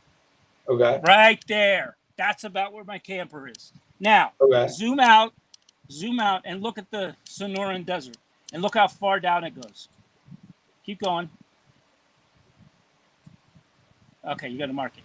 There you go. And then look how far it goes. No. Yeah, look, all the way down. I see. Yeah. And these mountains, so where that you see right here, trying to see. So you're like where I am. You got to think about the perspective because there are mountains all the way through this. Is that what you're saying? Yeah. You see this. You see all the tan here in the middle of the state of the country of Mexico. Mm-hmm. Go back to I know what you're talking about. I want to illustrate. That's all the Sonoran Desert. I mean, the Chihuahuan Desert. So we're talking the further south you go, I don't even know how. Take a look at this. Huh? Take a look at this. So the first one is my camera being above ground level, and the second one is my camera being perfectly at the level of the table. That is perfectly at the level of the table. I know it looks like it's below the table because these bottles start to disappear bottom up, but it's not. Perfectly at the level of the table, and I have a picture here somewhere to prove it. Boom, boom, boom, boom. Oh man, I made way too many of those. Too many notes. Now, you know that movie, right? Yeah, cut a few. It'll be perfect. That's Amadeus. Yeah. Exactly. All right. So I made sure my leveling was flipping. This is your experiment. Yes. My cameras, my tables. You can see that it's written. This looks like the garage in Frederick. This looks like the garage in Frederick. Is this in Frederick? No, this is in Vietnam. That refrigerator. That refrigerator looks like the refrigerator your dad put the keg in. Put the top on the door. Go back. Go back. Right there. Where's my fridge? there? Oh, there. There it is. It does. It's a lot smaller, actually. It's a lot smaller. Anyway, go ahead. I gotta go. Right. Right. I gotta go. So I answer this. So here you can see. I'll smoke this cigarette, and you better be done by the time I'm done, because I gotta go. Fair enough. You can see here I've got written on my table Bang Nha Bep, which is Vietnamese for kitchen table. So that's pretty clear that it's my table, right? Not many people have that. In Vietnamese? Yeah, I speak Vietnamese. So when I first Are you fluent? Yes. When I first started learning, everything in my house got labeled. Like my fridge says Japan, my wardrobe says something. So that's reverend. So look at the difference of the positioning of the camera. And here's probably what's happening to your mountains. You and I need to look at this a little bit closer when you can control the screen so you can show me the locations you're talking about, and then we'll find out our answer. But here's my guess. My guess is the farther away mountains are getting smaller and smaller and smaller because of your perspective, so that the closer mountains then stand so tall that they just completely block them. if I moved my camera a little bit to the right here, these bottles would start to disappear. Right. That's my guess is what's happening, and it's just because the mountains get farther and farther, and then they get smaller and smaller, and they're still on the horizon. So the mountains first that you see close, I think, would totally eclipse them. Yeah, but that doesn't make sense to me, because if it's flat, why are the mountains getting smaller the further they are away? Just because of the distance? Yes, because of the distance. Okay. The technical Okay. term is angular resolution. But yeah, it's purely related to distance. I'm sorry. I should have answered that right away. I figured it out.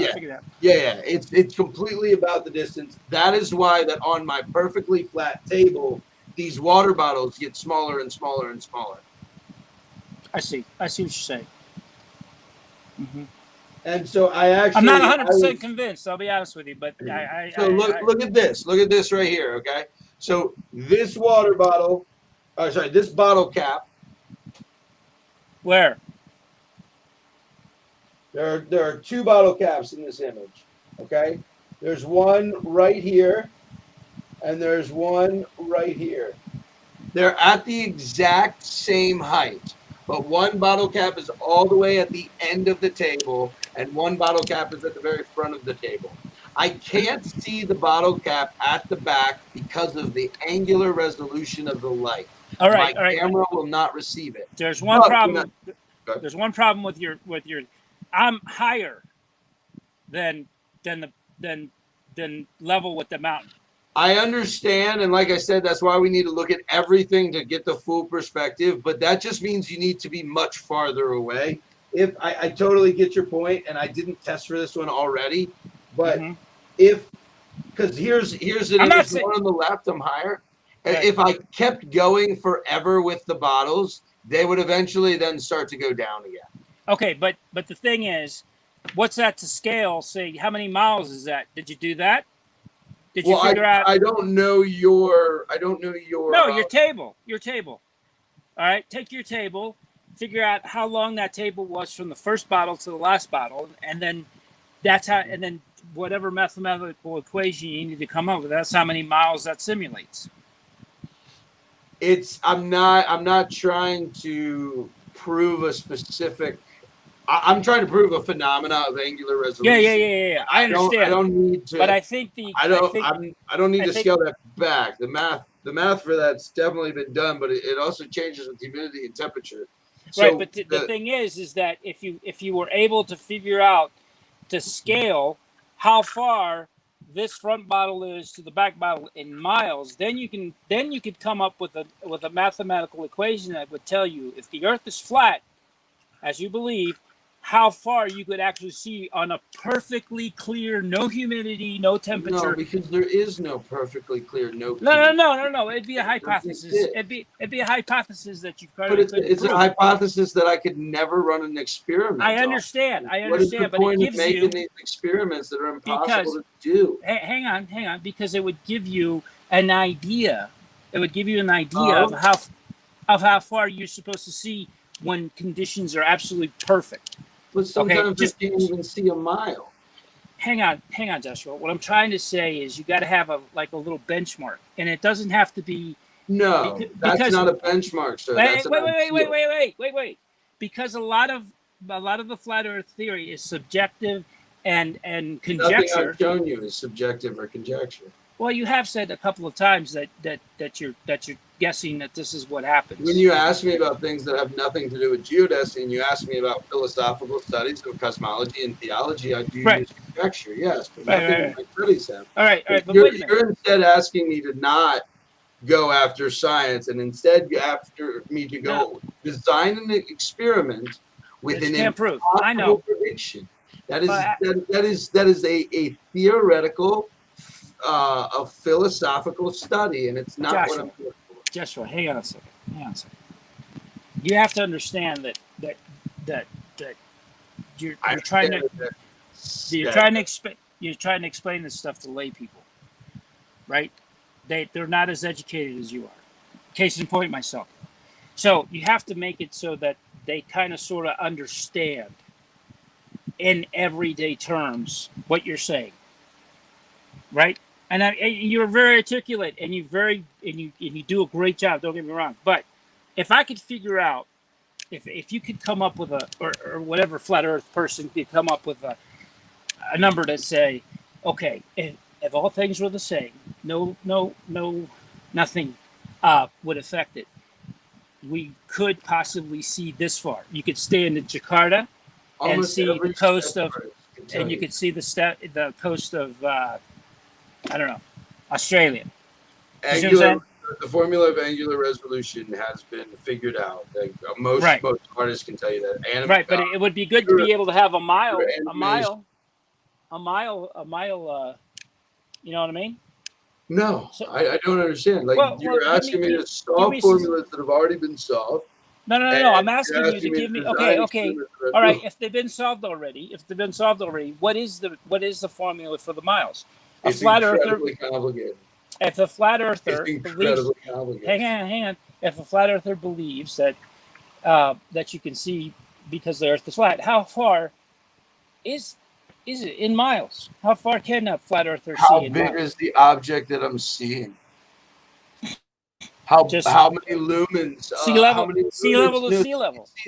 This is the point. There's a lot of factors that you're missing. So how many lumens is the light source that is reflecting off the object? No, see, you haven't thought this through. Is the object convex or concave? What is the material of the object? What is the reflexivity of the object? That's the point. See, there are no, because you're asking me. Most lay people don't see that. Most lay people don't think of that. They just think in miles. They think in minutes. They think in hours. We're just regular folks who don't think like you do. I'm not going to design experiments that are setting me up for failure just because lay people think they'll work. No, it's not a failure, Joshua. It's not about failure. No. No, it is because if I did this mathematical formula and I determined how far I could see and I published the thesis on this. No. It's not about that. It's about just giving a person who doesn't understand all these things something for them to something concrete that they understand. That's all. I'm not asking you to. But here's my very big problem with this, Zeke, because you aren't asking me for something you understand. Because when you asked me to figure out the math, your verb was do some math. So if I show you the math of angular resolution, all I want to see you're not going to understand. I don't care about the math. Here's the thing that's frustrating me. You asked me to do some math to figure out the miles of my water bottles. Yeah, on the table. The distance of the table is so many inches or millimeters, right? Yeah. What do they equal in miles? That's all I wanted to know. It's just a simple question. They equal miles. They equal millimeters. Right, but if you were to say the table was, I don't know, a flat plane, it is somewhere. I know it is, but say it's a flat plane on our disk, on our planet, or whatever you want to call it. Okay, how many miles does those centimeters equal? No, they don't equal miles. They equal centimeters. I understand that, Joshua, but you understand that I'm making water bottles. I don't travel the Earth in centimeters. That's my point. I travel it in miles. And what's the farthest you've ever tried to look at a water bottle away from you? And when's the last time you put your eye down at ground level? Right. I built this experiment completely about a perfect ground level. I've got to go, but we can pick this up again. I don't think you're understanding what I'm trying to say, because I'm not arguing with your scientific method. I'm not arguing with your science. I'm not arguing with your.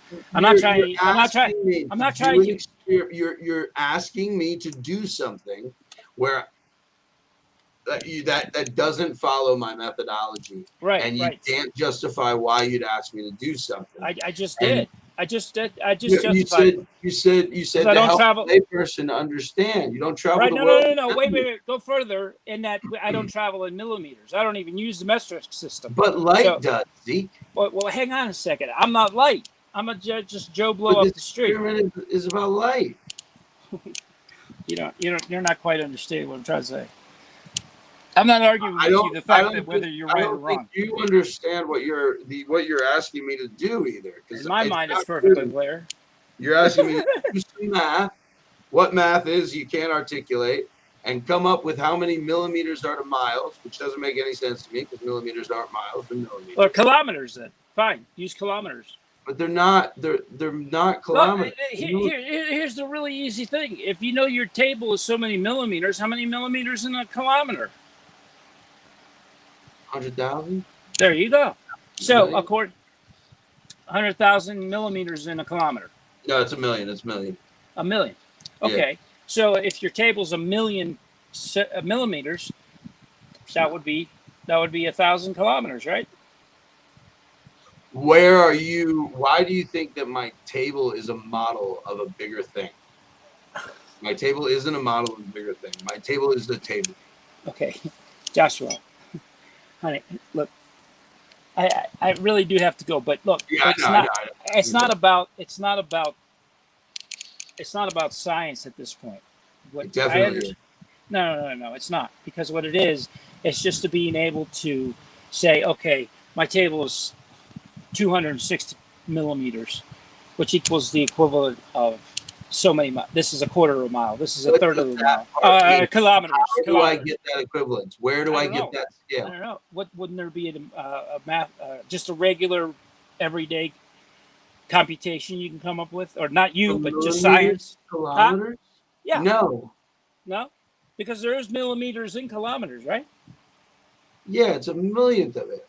Right. So, you're saying for me to do my experiment and tell you that it's 0.000000005 kilometers away?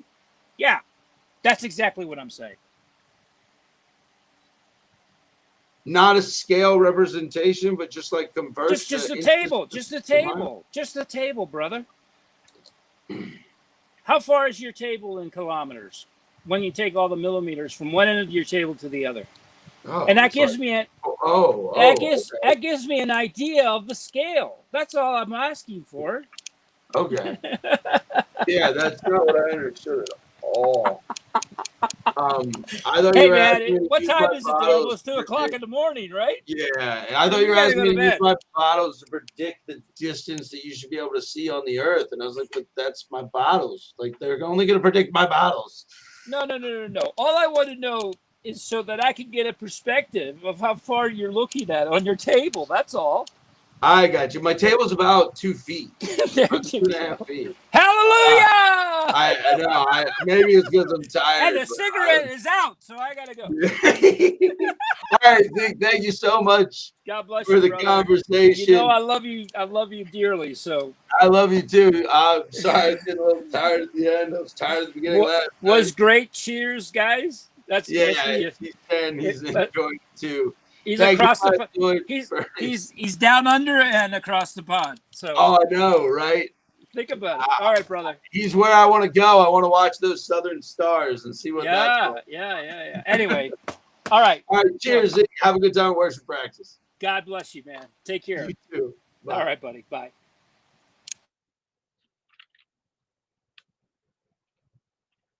Thanks for sticking around, Flat Zoid.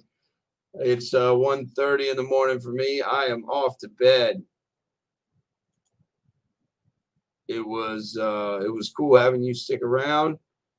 You should come on and talk to me about what you see in the skies of South Africa sometime. I'm super interested about southern star rotations and things like that. I haven't spent very much time in the southern hemisphere myself, so I'd have a lot of questions for you if you can come on. Thanks again for watching.